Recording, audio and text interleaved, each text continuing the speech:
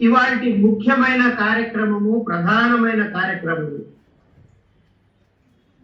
పుస్తకం చాలా గొప్పది కనుక అంతటి గొప్ప వైశిష్ట్యం కలిగిన అమృత హస్తాల ద్వారా ఈ పుస్తకం ఆవిష్కరించబడటం మరొక అద్భుతమైన సన్నివేశం. శ్రీ ఊగలేటి పార్వతీశం గారిని సుసర్ల శారదా పూర్ణ సొంఠి గారు రాసినటువంటి పూర్ణమిదం అనే గ్రంథాన్ని తమ అమృత హస్తాల ద్వారా ఆవిష్కరించాలని ప్రార్థిస్తూ, అయ్యా పార్వతీశం గారు, ఆ గ్రంథాన్ని ప్రపంచానికి చూపించండి. ప్రపంచం తెలుసుకోవాల్సిన ఎన్నో విలువల్ని తెలుసుకునే అవకాశాన్ని మాకు కల్పించండి. అందరికీ నమస్కారం. గ్రంథావిష్కరణ జరిపే ముందు 4 వాక్యాలు మాట్లాడుకుని అప్పుడు ఆవిష్కరణలో పెడదాం. మహిత సాహితీ ఎప్పుడు అంటే దయచేసి మిగతా అందరూ నీతో ఉంటారు. ఒకళ్ళు మాట్లాడుతున్నప్పుడు మిగిలిన వాళ్ళు ఎక్కడ మాట్లాడినా అది ఇంకొకరికి ఇబ్బందికరంగా ఉంటుంది. దయచేసి ఉన్న సభ్యులందరూ కూడా మీ స్క్రీన్ మీద ఉన్న మైక్ ని ఆఫ్ చేసుకోండి. పార్వతీశం గారు ఒక క్షణం అండి. మాధవ్ గారు, మీరు నన్ను కోపోస్ట్ చేస్తే నేను అందరినీ మ్యూట్ చేస్తాను, లేకపోతే మీరన్నా చేయండి. అయ్యా కవర్ కానీ పునః నమస్కారం. ఆదిలోనే చిన్న హంసపాద వచ్చింది కనుక మహిత సాహితీ స్త్రీలు మాత్రమే నిర్వహించేటువంటి ఒక గొప్ప సాహితీ వేదికగా నేను భావిస్తున్నాను. అంటే భాగస్వామ్యం పురుషులకు ఇచ్చిన, ప్రధానంగా దాన్ని నడిపేటువంటి ఒక ఇంధనం స్త్రీలై ఉన్నారు కనుక వాళ్ళందరికీ ముందుగా నమస్కారం చేస్తున్నాను. ప్రారంభంలో మాధవి చెప్పారు, దీని ఆ చిహ్నం కూడా ఆవిష్కరణ సభలో నేను ఉన్నాను అని. అది ఇంకా హితోధికమైన ఆనందాన్ని కలిగిస్తున్నాను. ఇవాళ 2 ప్రధానమైన అంశాలు. ఒకటి, కవయిత్రులందరూ తమ స్వరాలు విప్పి కవితాగానం చేశారు. ఇది ఒక సందర్భం, ఆ సన్నివేశం పూర్తయింది. 2వ సన్నివేశంలో గ్రంథావిష్కరణ పూర్ణమిదం. కవయిత్రులు వేళ చక్కటి, ఇందాక మన అనంతకృష్ణ గారు చెప్పినట్టుగా చక్కటి కవితలు వినిపించారు. ఇవాళ ఒక అద్భుతమైనటువంటి సన్నివేశం. ఇది గ్రంథం పూలతో అలంకరించబడి ఉన్నది, గులాబీ పూలతోటి. ఈ పూలు వెనకాలే ఉన్న అమ్మకి సమర్పిస్తారు. వెనకాల ఒక ఈ పువ్వుల కింద శారద ఉన్నది, నా ఎదురుకుండా శారద ఉన్నది, అక్కడ ఆశీర్వదిస్తూ శారద ఉన్నది. శారదామయం. ఇది శారదా పూర్ణం అంటే నా ఉద్దేశం.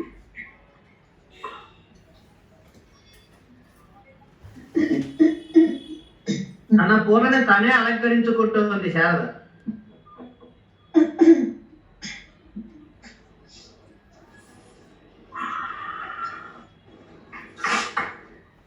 ఈ శారదా పూర్ణం.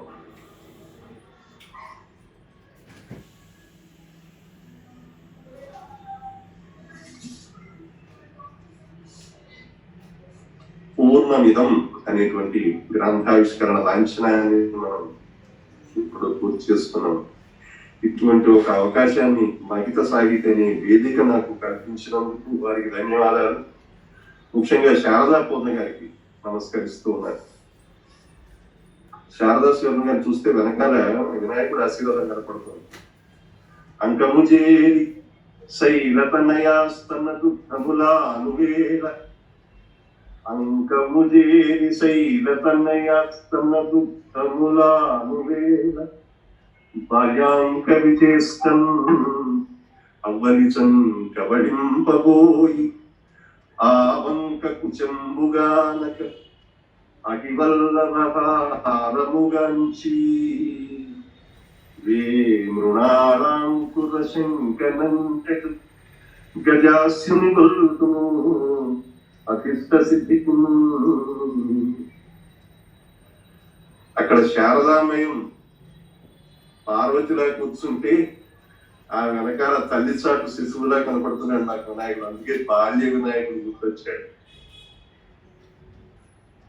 శారద గారిని తలుచుకుంటే నిజంగా నేను ఇవాళ వైద్య సాహిత్యాన్ని ప్రత్యేకంగా ఎందుకు గమనిస్తున్నానంటే, చాలా గ్రంథాలు మీరు ఇప్పటికీ చేసి ఉంటారు, ఇటువంటి కార్యక్రమాలు చాలా చేసి ఉంటారు, కానీ ఇటువంటి ఒక గ్రంథాన్ని మీరు ఆవిష్కరించడం అంటే బహుశా ఈ వేదిక చేసుకున్నటువంటి అదృష్టంగా నేను భావిస్తున్నాను.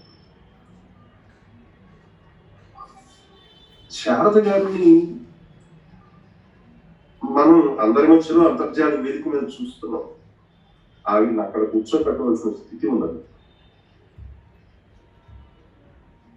ఇంతకు ముందు అనంతకృష్ణ గారు కొన్ని మాటలు మాట్లాడుతూ, ఈవిడికి ఉన్న డిగ్రీలు పాండిత్యం చదివితే పూటంతా పడుతుంది. నిజమే. అంటే కేవలం డిగ్రీల కోసమే చదివేటువంటి చదువు కాదు. ఏదో డిగ్రీలకు ఎక్కని పాండిత్యం అని పద్యం ఉంది కదా, మరి వాళ్ళ సంగతి ఆలోచిస్తే వాళ్ళ పాండిత్యం ఉంది ఎంత. వారి అధ్యయనం చాలా విశేషమైనటువంటి ఒక అధ్యయనం. ఆ శారద అన్న పేరు, శారద పూర్ణగా మారడం అంటే పూర్ణ శారద కనిపిస్తూ ఉంటుంది. పూర్వరంగంలోనూ ఉత్తరార్థంలోనూ రెండు ప్రధానమైన పేర్లు ఉన్నాయి. ఒక పక్కన సుసర్ల, మరో పక్కన సొంఠి. రెండు పండిత కుటుంబాలు. కేవలం అక్షర జ్ఞానమే కాకుండా స్వరాక్షర జ్ఞానం కూడా కలిగినటువంటి అద్భుతమైన కుటుంబాలు. ఆ కుటుంబాలలో ప్రవహించినటువంటి రక్త స్పర్శ ఏదో సంగమించి అది ప్రవహిస్తున్నటువంటి వ్యక్తి శారద గారు. నాకు చాలా కాలంగా దాదాపు 2.5 దశాబ్దాలు దాటిందేమో, 3 దశాబ్దాలు అయిందేమో. ఆమెను తొలిసారి నేను దూరదర్శన్ ఒక పరిచయ కార్యక్రమాన్ని ఆమెను పరిచయం చేశాను. నిజానికి ఆ రోజు స్టూడియో లేదు, అక్కడ అమెరికా నుంచి వచ్చారు కాబట్టి వంశీ రామరాజు గారు తీసుకొచ్చారు. వెంటనే చేయాల్సిన పరిస్థితి వస్తే నిజానికి స్టూడియో ఖాళీ లేదు. ఏదో ఒక కెమెరా పెట్టి ఏదో ఒక రూమ్ లో కూర్చోబెట్టి అక్కడ అన్ని పరిచయం చేసిన తర్వాత ప్రసారం చేశాను నేను. బహుశా ఆవిడ చేసిన తొలి పరిశోధన డాక్టరేట్ కోసం చేసిన అనుకుంటాను. అన్నమాచార్యుల వారికి ఆయన కీర్తనలో ఉండేటువంటి సంగీత నృత్య కళాభిజ్ఞత అనేదో ఉంటుంది. నిజానికి ఆ దృష్టితో మనం ఆలోచించాం. అన్నమాచార్యులు ఒక తాదాత్మ్యంతో ఇచ్చినటువంటి కీర్తనలో మళ్ళీ ఒక సంగీతం, ఒక నృత్యం, ఆ కళల్లో ఉన్నటువంటి ఆయన అభిజ్ఞ ఏమిటి, ఈ వివరాల గురించి ఆలోచించారు. కొన్ని అద్భుతమైనటువంటి పరిశోధన చేశారు. దానికి ముందు మాట రాస్తున్న బహుశా ఆవిడ మార్గదర్శకురాలు నాకు తెలిసినంత వరకు మలయవాసిని గారు. ఆంధ్ర విశ్వవిద్యాలయంలో ఆవిడ ప్రొఫెసర్ ఆచార్య పదవిలో ఉంటారు. ఆవిడ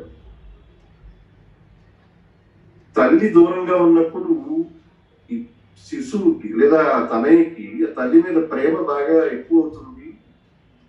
ఆ దూరం ఎప్పుడు కూడా దగ్గరతనాన్ని కోరుతూ ఉంటుంది. ఈవిడ ఎక్కడో అమెరికాలో ఉంటారు కనుక తెలుగు అనేటువంటి మాతృభాష తల్లి పైన ఆవిడ ఉండేటువంటి గౌరవం చాలా అపారమైంది.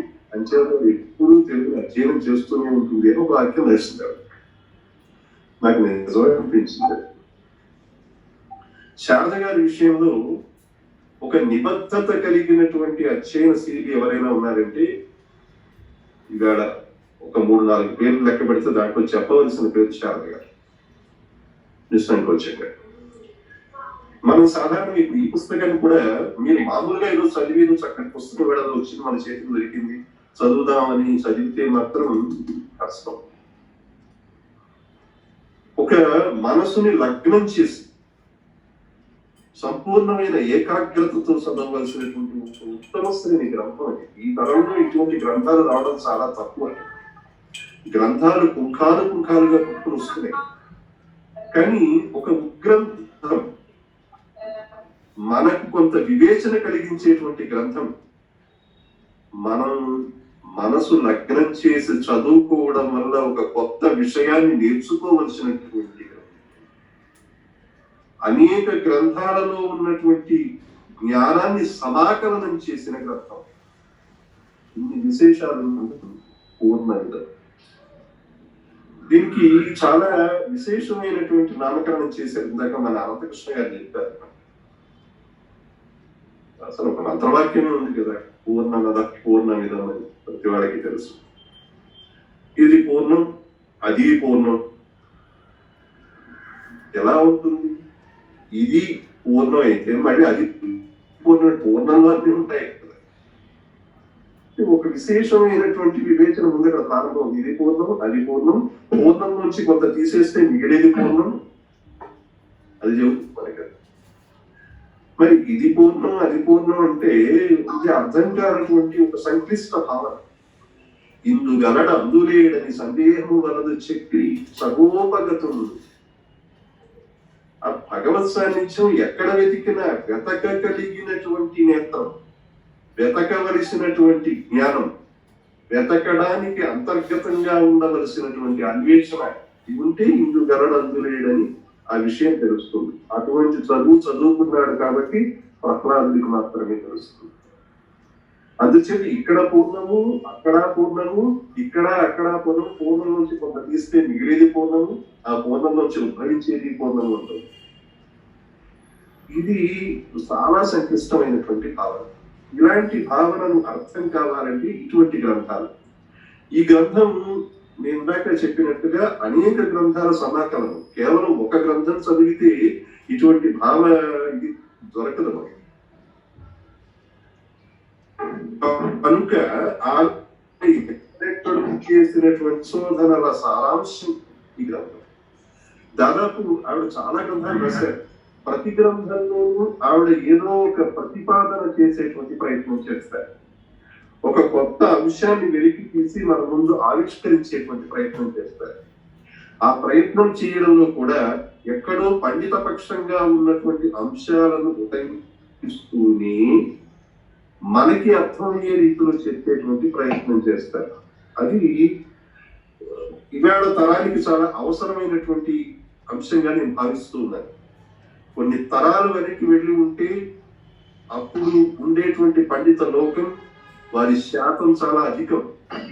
ఇవాళ పండిత పక్షమైనటువంటి గ్రంథాలు చదివేటువంటి సమయం మనకి లేదు, ఆసక్తి మనకి లేదు. అనురక్తి ఉంటే ఉండొచ్చు అది చదవాలని, కానీ ఆ ఆకాంక్ష తీరేటువంటి మార్గాలు కనపడటం లేదు. అటువంటి ఒక తరుణంలో, ఇలాంటి సమయంలో, ఇలాంటి వాతావరణంలో ఇప్పుడు శారద గారు అందించేటువంటి గ్రంథం చాలా ఉపయుక్తం. అది గబగబా పేజీలు తిప్పేసేటువంటి అవసరం కాదు. ఒక వారం రోజులు 10 రోజుల దగ్గర పెట్టుకుని ఒక్కొక్క పుట చదువుతూ ఆవిడ ఒక్కొక్క వాక్యంలో ఏం చెబుతున్నారని కనుక మనం ఆలోచించగలిగితే ఒక అద్భుతమైనటువంటి సార సంగ్రహాన్ని ఇస్తుంది. మనం కూడా జ్ఞానవంతులు. అది దాంట్లో ఒక గొప్ప విషయం. ఏది భావం? చిన్న ప్రశ్నలు వేస్తూ ప్రారంభిస్తారు. ఏది ఊహ? ఈ అడగడంలో చూడండి, మనకి ఒక సమానార్థకత ఉంటుంది. ముఖ్యంగా భావం ఏదో ఊహించాం, వర్షాన్ని ఊహించాం, లేదా వర్షాన్ని భావిస్తూ ఉన్న మనసులో ఏది భావం, ఏది ఊహ, ఏది ఆలోచన? ఇక్కడ కూర్చొని వర్షంలో ఉన్న వాతావరణాన్ని కూడా మనం ఆలోచన చేయొచ్చు కదా. ఏది ఉద్దేశం, ఏది అభిప్రాయం? మనం ఇది నా భావం అండి అని మనం చెబుతూ ఉంటాము బయట మీద నిలబడి. భావము అభిప్రాయం రెండు ఒకటేనా? ఇప్పుడు నాకు ఇలాంటి భావం కలిగిందండి అని మనం అంటున్నాం, అప్పుడు భావమును అభిప్రాయం ఒకటేనా? ఇటువంటి వివేచన కలిగించేటువంటి సార సంగ్రహమైనటువంటి అనేక కీలకాంశాల సమాకలనం ఈ గ్రంథం. వీటి జన్మస్థానం ఎక్కడ? ఒక భావం కానీ, లేదా ఒక ఆలోచన కానీ, ఒక్క ఊహ కానీ ఎక్కడ పుడుతున్నాయి మనలో? మనం మనసు మనసు మనసు అంటూ ఉంటాం. సాధారణంగా ముక్కు అంటే చూపిస్తాం, వేళ్ళు అంటే చూపిస్తాం, కళ్ళు అంటే చూపిస్తాం, చెవులు అంటే చూపిస్తాం. మనసు అంటే చూపించగలమా? అంటే మనసు లేదని అనగలమా? చూపించలేము. వేళ్లలాగా లేవు కనుక, చెవుల్లాగా లేవు కాబట్టి మనసు అనేది చూపించలేము అనుకుందాం కాసేపు. అప్పుడు మనసు లేదని అనగలమా? ఉంది అంటున్న మనసు, ఉన్న మనసును చూపెట్టడం మనకి సాధ్యం కాదు. అంటే మనిషిలో అంతర్గతంగా జరిగేటువంటి కొన్ని భావస్ఫోరకమైన అంశాల రసాయనం ఏదో జరిగితే అక్కడ జరిగేది మనసు. అంచేత ఈ మనసు అన్న మాటని ఎంత తేలిగ్గా అంటామో మిగతా మాటలు కూడా అంత తేలిక. అవును, ఒక ఆలోచన, ఒక ఊహ, ఇవన్నీ మాట్లాడుతూ ఉంటారు. కానీ వీటికి ప్రేరేపించేటువంటిది ఎక్కడో ఉంది. ఆ కేంద్రస్థానం ఏమిటి, వీటిలో జన్మలో వాటికి వైవిధ్యం ఉన్నదా అనేటువంటి విషయాలు మనం ఆలోచిస్తూ, అసలు భావం ఉందా, అనుభవం ఉందా, చాలా చిత్రమైనటువంటి ప్రశ్నలతో నడుస్తూ ఉంటుందండి. అలా అలా అలా అడుగుతుంది. మనం అనుభవించకుండా అనుభవించినటువంటి ఒక వివరాన్ని ఎలా భావిస్తామండి? భావన చేసే అవకాశం లేదుగా. ఆ రకంగా భావన ముందు అని అనగలమా? భావన తెలియకుండా అనుభవానికి ఎలా వస్తుంది అన్నది. ఈ రకంగా ఏది ముందు ప్రకటించాలనే కోరిక ఎప్పుడు కలుగుతుంది? భావనలో ఏదో ఒక విషయం పైన ఇందాక ఒక ఆలోచన ఉందో మరొకటన్నా. సరే, ఈ కలిగినటువంటి భావాన్ని ప్రకటించాలి, చెప్పాలి మీతో ఎలాగ?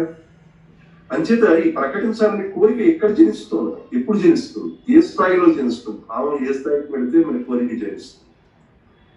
వీటన్నింటికీ కూడా మళ్ళీ ఒక వ్యక్తి సంస్కారం, ఒక జన్మ సిద్ధాంతం, ఇవన్నీ ముడిపడి ఉంటాయి. అందుచేత మనకి సామాన్యంగా కనపడేటువంటి మాటల వెనక, వాటి ఆంతర్యాల వెనక, వాటి అంతరంగాల వెనక కొన్ని జటిలమైన విషయాలు ఉంటాయి. అందుచేత ఇలాంటి గ్రంథాలు చదివితే ధీమాన్యం సామాన్యంగా కనపడతాయి, కానీ అవి ధీమాన్యమైనటువంటి అంశాలు. అలాంటి విషయాల యొక్క జటిలత్వం కొంతవరకు పరచబడి మన అవగాహనకు వచ్చేటువంటి ఒక అవకాశం దొరుకుతుంది. మనకి భావం ఒక శక్తి అంటారు. భావం ఒకటే ఉండదు, రకరకాల భావాలు ఏర్పడతాయి. అంటే భావాల యొక్క సముదాయం ఉంటుంది. ఈ భావాల యొక్క సముదాయం నుంచి ఒక మిశ్ర శక్తి ఫలిస్తుంది. ఆ మిశ్ర శక్తి ఫలితాన్ని సృజనాత్మకత అంటారు. ఏ శీర్షిక వైపు మనం నడిపించాలో తీసుకువెళ్ళేటువంటి ఒక మార్గాన్ని కూడా అంత చక్కగా నిర్మిస్తారు అన్నమాట. ఎందుకంటే ఆవిడ లలిత కళల గురించి అప్పుడు ఒక భావము, ఈ లలిత కళలు, దాని పద్యాలోచనం, అది మన సనాతన సాంప్రదాయంలో ఎలా ఉండేది, ఇవాళ అధునాతనంలో ప్రాచీన తత్వము, ఈ అర్వాచీన తత్వం రెండు కనబడేటువంటి ఒక పరిస్థితిని తీసుకొచ్చేటువంటి ప్రయత్నం చేస్తారు. అంచేత భావం ఒక శక్తి అయినప్పుడు, మన మనస్సులో రకరకాల భావాలు కనపడుతున్నప్పుడు, భావాలన్నీ కలిస్తే ఒక సముదాయం అనుకున్నప్పుడు, ఆ సముదాయంలోంచి ఏర్పడే మిశ్ర శక్తి యొక్క ఫలితమే సృజనాత్మకత. దాన్ని మనం క్రియేటివిటీ అంటాం. క్రియేటివిటీ అనే సృజనాత్మకత మనలో ఉంటేనే ఒక బొమ్మ గీయగలం. అలాంటి సృజనాత్మక శక్తి మనలో ఉంటేనే ఒక పాటకి బాణీ కట్టగలం. అలాంటి సృజనాత్మక శక్తి ఉన్నప్పుడే మీ కవయిత్రులంతా ఒక కవితను రాయగలుగుతారు. అంచేత ఈ భావన నుంచి సృజనాత్మక శక్తి వైపు వేసేటువంటి అడుగు గురించి, అలాగే సాధారణ విషయాలు మనం తరచు మాట్లాడుతున్న భావ సౌందర్యం అని మాట్లాడుతుంటారు. ఇంత చక్కగా చెబుతారు విపులమైనటువంటి వివరాలు. భావం అసలు సౌందర్యవంతంగా ఉంటుందా, ఉండాలా? ఇవన్నీ ఆలోచనలు చాలా విశేషంగా కలిగిస్తాయి. రమణీయత్వం అనేది కేవలం ఒక లక్షణమే అనేటువంటి విషయాన్ని ఎంత బాగా చెబుతారు. తర్వాత కొన్ని చోట్ల ఒక వ్యక్తిలో ఏదైనా ఒక శృంగార సంబంధమైనటువంటి ఇది కలిగితే అక్కడ రకరకాల విషయాలు ఉంటాయట. ఒక ప్రేమ ఉండే అవకాశం ఉంది, ఒక ఉత్సాహం ఉండే ఉంది, క్రోధం ఉంటుంది. ఇలాంటి రకాల మనో వికారాలు కలిగేటువంటి ఒక అవకాశం ఉంటుంది అని చెప్తారు. దీనికి ఒక సూచిక ఏం చేస్తారంటే భావ శబలత అన్నారు. శబలతలో వైవిధ్యం ఉన్నది. ఇక్కడ ప్రతిక్రియలు ఏం చూపించారంటే పలు రకాల భావాలు కనుక ఏకకాలంలో ఉపయోగిస్తే అనేకమైన భావాలు వచ్చేటువంటి ఆ సన్నివేశం కూడా ఎంత అద్భుతంగా తీసుకొస్తారంటే, ఒక శృంగార భావం ఒక నాయికలో కనుక ఆవిర్భవిస్తే ఇప్పుడు ఆ వైవిధ్యం చూడండి ఎంత స్పష్టంగా కనపడుతుందో. ఆ నాయికలో ప్రేమ ఉన్నది, నాయికలో ఒక సంగమ సన్నివేశాన్ని కోరుకుంటున్న ఒక కోరిక ఉన్నది. అదే నాయకులో ఒక మోహం ఉన్నది. కానీ నాయకుడి యొక్క నియతి ఎంతవరకు ఉందో తెలియనప్పుడు ఒక శంక ఉన్నది. ఒకవేళ కోరిక తీరకపోతే లేదా తీరిపోతే తదనంతర పరిణామాల పట్ల ఒక దైన్య స్థితుల్లో వస్తే ఎటువంటి పరిస్థితి అనే ధైర్యం ఉన్నది, అటువంటి సంగమ ఉత్సాహం ఉన్నది. ఇది తీరకపోతే కిరుతో ఉన్నది. వైవిధ్యం కూడా ఒక్కసారి పుట్టింది.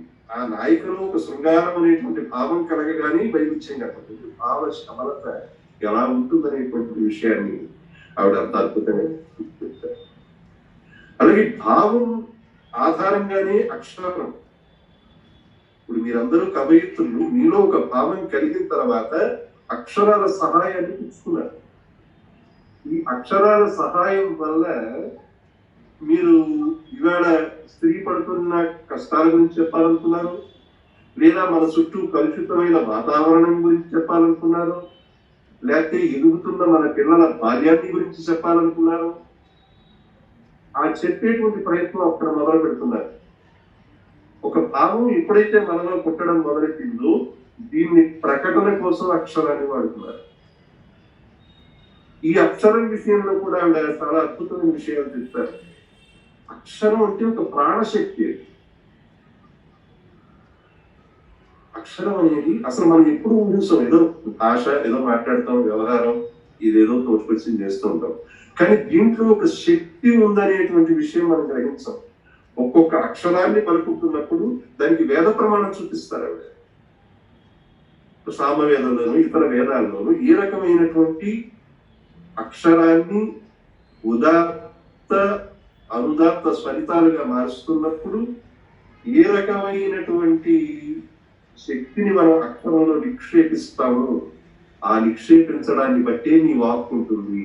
ఆ వాక్కు వల్లే ఆ దైవీయమైనటువంటి శక్తి దాంట్లో ఉంటుంది. ఎందుకంటే నువ్వు దాంట్లో ప్రాణశక్తిని నిక్షేపిస్తున్నావు. ఆ నిక్షేపించడానికి ఒక విధి విధానం ఏదో వేదంలో చెప్పబడింది. ఇలా అనేక విషయాలైనటువంటి అంశాలపైన ఒక విశేషమైనటువంటి పర్యాలోచన ఏదో అది చేస్తూ పూర్ణమిదం అనేటువంటి ఒక అద్భుతమైన గ్రంథం. నిన్న ప్రారంభంలో చెప్పినట్టుగా ఈ తరానికి ముఖ్యంగా కావలసినటువంటి గ్రంథం. దాదాపు 10-12 గ్రంథాలు చదివేటువంటి ఆ గ్రంథాలలో ఏముందో కూడా తెలుసుకోవడానికి ఉపకరణంగా ఒక భవంతిని మనం చేరాలంటే 10 మెట్లు 25 మెట్లు ఎక్కాలి. ఆ శిఖరాగ్రహం చేరాలి అంటే ఈ 10 మెట్లకు కావలసినటువంటి సోపాన పంక్తిని ఒక గ్రంథంలోనే ఆవిడ మనకి నిర్మించి ఇచ్చారు. అందుచేత ఆ పూర్ణమిదం అనే గ్రంథాన్ని అందించినటువంటి శారదా పూర్ణ లేదా పూర్ణమైన శారద, శారద అంటే సరస్వతి, అది పూర్ణం. అయితే ఈ ప్రపంచంలో సంపూర్ణ జ్ఞానం అనేది ఎవరికి ఉంటుందనడానికి అసాధ్యమైన విషయం దేవుడు తప్ప. కానీ ఉన్నంతలో ఇవాళ మన చుట్టూ ఉన్న సమాజంలో మనం గమనిస్తూ ఎవరికి అధిక శాతంలో ఒక ఈ శబ్దం మనం వినియోగించగలమో అటువంటిది కనుక మీరు సమీకరించి చూస్తే ఆవిడ శారద రూపం అవుతుంది. ఆ శారద గారి ఈ శారద పూర్ణ మంచి గ్రంథాన్ని అందించారమ్మా. మీకు మేమందరం కృతజ్ఞులై ఉంటామని తెలియజేస్తూ స్వస్తి.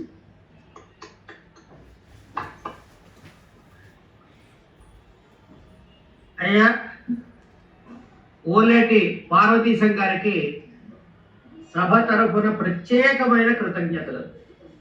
ఇది ఆవిష్కరణ అంటే. దాని మీద పూలు తీసి పక్కన పెట్టడం కాదు, ఆవిష్కరించడం అంటే ఇది. శబ్దావిష్కరణ, భావావిష్కరణ, అవన్నీ కాకుండా మనసు కూడా ఆవిష్కరించారు వారు. అంటే గ్రంథంలో మనసుని ఏ విధంగా ఆవిష్కరించారో నేను చెప్పలేను, కానీ వారు మాత్రం గ్రంథం యొక్క మనసును ఆవిష్కరించారంటలో నాకే సందేహము లేదు. ఎందుకంటే మనసు సంకల్పం చేస్తుంది, బుద్ధి నిశ్చయిస్తుంది, అహంకారం నేను చేశాను అంటుంది, కానీ నిజానికి చేసింది పరమాత్మ. ఇవన్నీ జడాలు ఒక చైతన్యం వేరే ఉంది అంటాడు. మనకి దర్శన గ్రంథాల్లో ఇది గమనించవచ్చు. ఇక వారు చెప్పిన మాటల్లో భావాలు అన్నారు, దాని ద్వారా వచ్చినటువంటి జన్యమైనవి కొన్ని చెప్పారు. అంటే ఆలంకారికులు లాక్షణికులు చెప్పినటువంటి వ్యభిచారి భావాలు, ఆ భావాలు అన్ని కూడా మళ్ళీ ఇందులో స్పృశించినట్టుగా నాకు అర్థం అవుతుంది. అది ఎంతవరకు అయిందో నాకు తెలియదు, గ్రంథం చూస్తే తెలుస్తుంది. ఇక పూర్ణమదం పూర్ణమిదం పూర్ణాత్ పూర్ణముదచ్యతే పూర్ణస్య పూర్ణమాదాయ పూర్ణమేవ వశిష్యతే అన్నారు. ఆ శ్లోకాన్ని ఈ గ్రంథానికి అన్వయించి చెప్పిన తీరు. నమస్కారం పార్వతీశం గారు, మీ విద్వత్తు ఆ అన్వయంలోనే మాకు కొద్దిగా అర్థమైందేమో అనిపించినట్టుగా అనిపించింది తప్ప మిమ్మల్ని పూర్తిగా అర్థం చేసుకునే శక్తి మాకు ఇంకా రాలేదు. ఇక ఇప్పుడు వారి మంచి మాటలు 4 కూడా వినేశాము, గ్రంథావిష్కరణ అయింది. కాబట్టి గౌరవాధ్యక్షులైనటువంటి తమిళస జానకి గారిని 4 మాటలు మాట్లాడవలసిందిగా కోరుతున్నాను. ఆ తర్వాత మనం తేనె చప్పరిచ్చే కార్యక్రమానికి వెళ్తాం. చెప్పా కదా, గ్రంథాన్ని రుచి చూడాలంటే తేనె చేతిలో వేసుకోవాలని. ఆ కార్యక్రమం తర్వాత చేస్తున్నాం. అమ్మ తమిళస జానకి గారు. ధన్యవాదాలండి. ఇంత గొప్ప పండితుల సభలో మాట్లాడేంత పాండిత్యం నాకు లేదండి.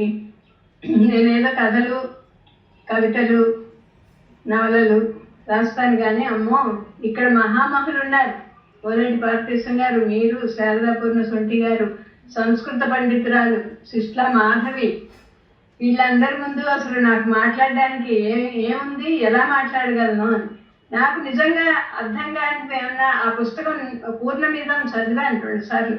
అందులో నేను ఒక చోట ఆవిడ అన్న మాట, మనసు, జ్ఞానం, శరీరం ఈ 3 కలిస్తేనే మనిషి అన్నారు. మళ్ళీ మనసు ముందుకు వచ్చేస్తుంది తొందరగా, దాన్ని తీసేయాలన్నట్టుగా. అది నాకు కొంచెం అర్థం కాలేదు, ఉన్నమాట చెప్తున్నాను. అంటే మనసు లేకుండా మనిషి లేడు.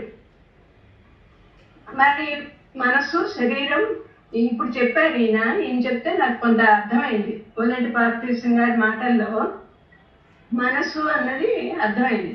మనసు లేని మనిషి ఎవరు ఉండరు అసలు. ఆ మనసు ఇటు చెడ్డది కావచ్చు, మంచిది కావచ్చు.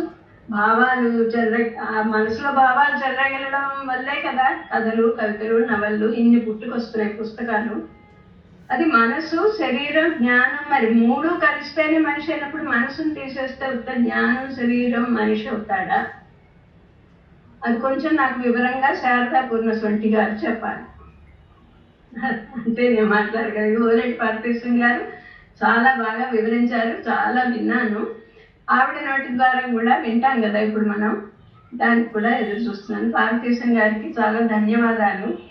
ఆయన అంత పండితులు ఎవరు లేరు, మీరు ఆయన అంటే ఈ సభలో మీ ఇద్దరే మాకు.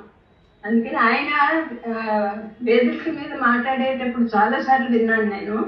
నిజంగా అసలు మనం ఒక్క క్షణం కూడా ఇటు అటు కదలకుండా వినేంత నేర్పు ఆయన స్పీచెస్లో ఉంది, ఆయన మాట్లాడే ఉపన్యాసాల్లో ఉంది. అదే చక్కగా వినబుద్ధేస్తుంది. ఎంతసేపు అయినా సరే ఆయన మాట్లాడేది వినబుద్ధేస్తుంది. చాలాసార్లు విన్నాను. ఎంత అసలు నాన్ స్టాప్గా మాట్లాడేది ఆయన. అలా మాట్లాడగలరు. ఎలా మాట్లాడేస్తారో కొంచెం అన్నా తడబాటు అది కూడా ఏమీ లేదు. అంటే మరి పండితులు మీరందరూ కాబట్టి అందుకని మీ అందరికీ నా నమస్సులండి. తర్వాత కార్యక్రమం స్వాతి చెప్పమ్మా. అమ్మా, మీరు నవల పేపర్ల మీద ఏ విధంగా అయితే ఆగకుండా వ్రాస్తారో వారు శబ్దములో చెబుతున్నారు. ఇద్దరు ఏమీ తక్కువ తీసిపోయిన వారు కాదు. మీరు అనవసరంగా మిమ్మల్ని అనవసరంగా మీరు తక్కువ చేసి మాట్లాడకండి.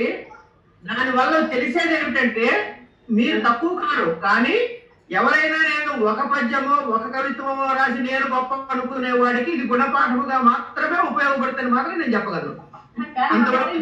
నవల రాసినా కథ రాసినా మేము అలా నాన్ స్టాప్ గా రాసేకి ఆలోచించవచ్చు. కొంత రాసి మళ్ళీ తర్వాత ఆలోచించి మాట్లాడతాం. అలా కాదు కదా ఇక్కడ వేదికల మీద మాట్లాడే వాళ్ళు, అలా కాదు కదా. కాసేపు అయ్యాక మళ్ళీ మాట్లాడుతూ ఆలోచించుకుని అనేది లేదు. అందుకని వీళ్ళ పాండిత్యం ఎక్కువ నా ఉద్దేశంలో. గొప్పతనం అమ్మా. అయితే ఇక్కడ మీరు పండితులు అన్నప్పుడు పార్వతీశం గారి పేరు పక్కన నా పేరు పెట్టారు, అది చాలా కొంచెం నాకే అబ్జెక్షనబుల్. అయితే ఒక యోగం ఉంది, చెప్తా వినండి. నా యోగం ఎక్కడ వస్తుందంటే, పూలదండ చుట్టినప్పుడు దారాన్ని కూడా నెత్తిన పెట్టుకుంటారు. అది దారం గొప్పతనం కాదు, పూలతో కలిసి ఉండటం వల్ల. అలా మీ అందరి సాహచర్యం వల్ల నన్ను ఏదో పండితులు అనుకున్నట్టుగా అనుకున్నారు, కానీ అలాంటి భ్రమంలో మీరు వెళ్ళలేదు. పార్వతీశం గారి ముందు నేను చాలా అనుకోండి. మాధవి కూడా పండితురాలే అంట, సంస్కృత పండితురాలు. తన్ని కూడా పండితురాలు కింద లెక్క వేస్తాను నేను. అలాగే కార్యక్రమంలో ముందుకు వెళ్ళినట్లయితే అందరూ ఎదురు చూస్తున్నటువంటి ఆ పూర్ణమిదంలోని కీలకాంశాల మీద కాస్త పరిచయ రూపంలో వారికి ఎంత సమయం నిర్ణయించుకున్నారో వారే అన్ని, కాబట్టి ఈ నిర్ణయించుకున్న సమయంలో దానికి కట్టుబడి వారు పుస్తక పరిచయం చేయవలసిందిగా ప్రార్థన. సిస్టర్ మాధవ్ గారు తమ పుస్తక పరిచయ కార్యక్రమాన్ని సమీక్ష అంటారు. సమీక్ష అంటే ఒకలా చేయాలి, విశ్లేషణ అంటే మరోలా చేయాలి, పరిచయం అంటే ఇంకోలా చేయాలి. మీరు ఏం చేసినా మాకు ఆనందమే. నమస్కారం అండి. ముందుగా అందరికీ కూడా హృదయపూర్వక నమస్కారాలు. ఈ కార్యక్రమంలో ఇప్పుడు పార్వతీశం గారు చాలా చక్కగా మొత్తం గ్రంథాన్ని వారు సూక్ష్మంగా వివరించే ప్రయత్నం చేశారు. ప్రయత్నాలు కాదు, పూర్ణంగానే ఆయన పరిచయం చేశారు. అయితే కొన్ని విశేషాన్ని నాకు చాలా తేలిక చేశారు. నేను వారంత అద్భుతంగా విశదీకరించలేకపోవచ్చు. చక్కగా చిన్న పదాలతోనే చాలా మనస్సు గురించిన వివరాలు వారు చక్కగా అందజేసి నాకు ఒక దోవ చూపించారు. వారికి ముందుగా ధన్యవాదాలు తెలియజేసుకుంటాను. ఎలా కొంత సులభంగా వ్యక్తీకరించడం అనేది నాకు వారిని విన్న తర్వాత నాకు కొంచెం అవగాహన వచ్చింది, కాబట్టి నా వంతు ప్రయత్నం నేను చేస్తాను. మీ అందరికీ కొంత మటుకు ఈ పుస్తకం గురించి నేను ఏదైతే అర్థం చేసుకోగలిగానో అందులో కొన్ని తప్పులు ఉండొచ్చు. తర్వాత గ్రంథం పరిచయం అయిపోయిన తర్వాత శారద గారు మాట్లాడతారు, కాబట్టి అటువంటివి ఏదైనా నా అవగాహన లోపం ఏమన్నా ఉన్నా కూడా, ఇందాక జానకి గారు కూడా కొన్ని ప్రశ్నలు అడిగారు, వాటన్నిటి కూడా వారు సమాధానం చెప్పడానికి సిద్ధంగా ఉన్నారు. కాబట్టి కొంత ధైర్యంతో ఇక్కడున్న అతిథులందరికీ కూడా, ఇక్కడ ఇది వీక్షిస్తున్నటువంటి మిగతా మిత్రులందరికీ కూడా, అందులో ఉన్న అందరూ కవిమూర్తులు పండితులే ఉన్నారు ఇక్కడంతా. అదొక చాలా సంతోషమైన విషయం ఈ సభ ఈ రోజు. వారందరికీ కూడా నేను ఇది ముందుగానే మనవి చేసుకుంటున్నాను. నేను ఎంత మటుకు అర్థం చేసుకున్నానో అనేది మీ ముందు పెట్టడానికి ప్రయత్నిస్తున్నాను.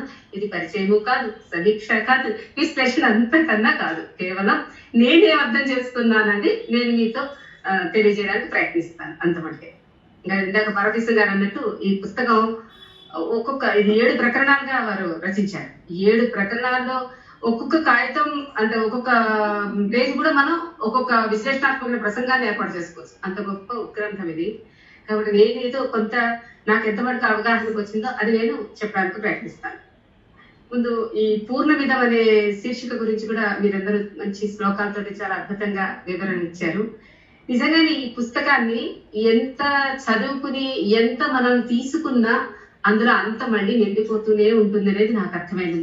ముందుగా ఆ పుస్తకం చదువుతున్న కొద్దీ, లోతులకు వెళుతున్న కొద్దీ మనం ఎంత చదువుతున్నా అందులో ఇంకా చదవలసింది ఉంటూనే ఉంది. అది ఒక అక్షయ పాత్ర. వారు ఏంటి అసలు ముఖ్యంగా మనం శారద గారు ఈ పుస్తకం రాయడంలోని విశేషం నాకు అవగాహనకు వచ్చింది ఏంటంటే, ఇప్పుడు ఏదైతే వేద అధ్యయనం అనేది ఎలా అయితే మనకి దూరం అయిపోతూ ఉంది, మళ్ళీ దాన్ని తిరిగి క్రోడీకరించుకు తీసుకురావాలనే ప్రయత్నం కూడా జరుగుతోంది. అది పూర్తిగా వేదాలు విడిపోయి లేవు అనే మాట అపప్రద లేదా అపభ్రంశమైన మాట నేను అనుదలుచుకోలేదు. ఉన్నాయి వేదాలు చక్కగా, వాటికి అపౌరుషేయాలి. కాబట్టి కొంత మనం వాటికి దూరం అవుతున్నాం తప్ప అవి ఎక్కడికి మాయమవ్వలేదు, అవి ఎక్కడికి పోవు, వాటి విలువ పోదు. కాబట్టి మనం వాటికి కొంచెం దూరం అవుతున్నాము. ఆ దూరం మళ్ళీ ఆ దగ్గరతనాన్ని తీసుకురావాలనే ప్రయత్నం వారి గ్రంథం ద్వారా చేశారు శారద గారు. వారి గురుమూర్తులు వారందరూ కూడా ముందు మాటలో చెప్పిన విషయాలు కూడా అదే. గ్రంథం చదివిన తర్వాత కూడా మనకు కూడా వచ్చేటువంటి గొప్ప ఆలోచన అదే.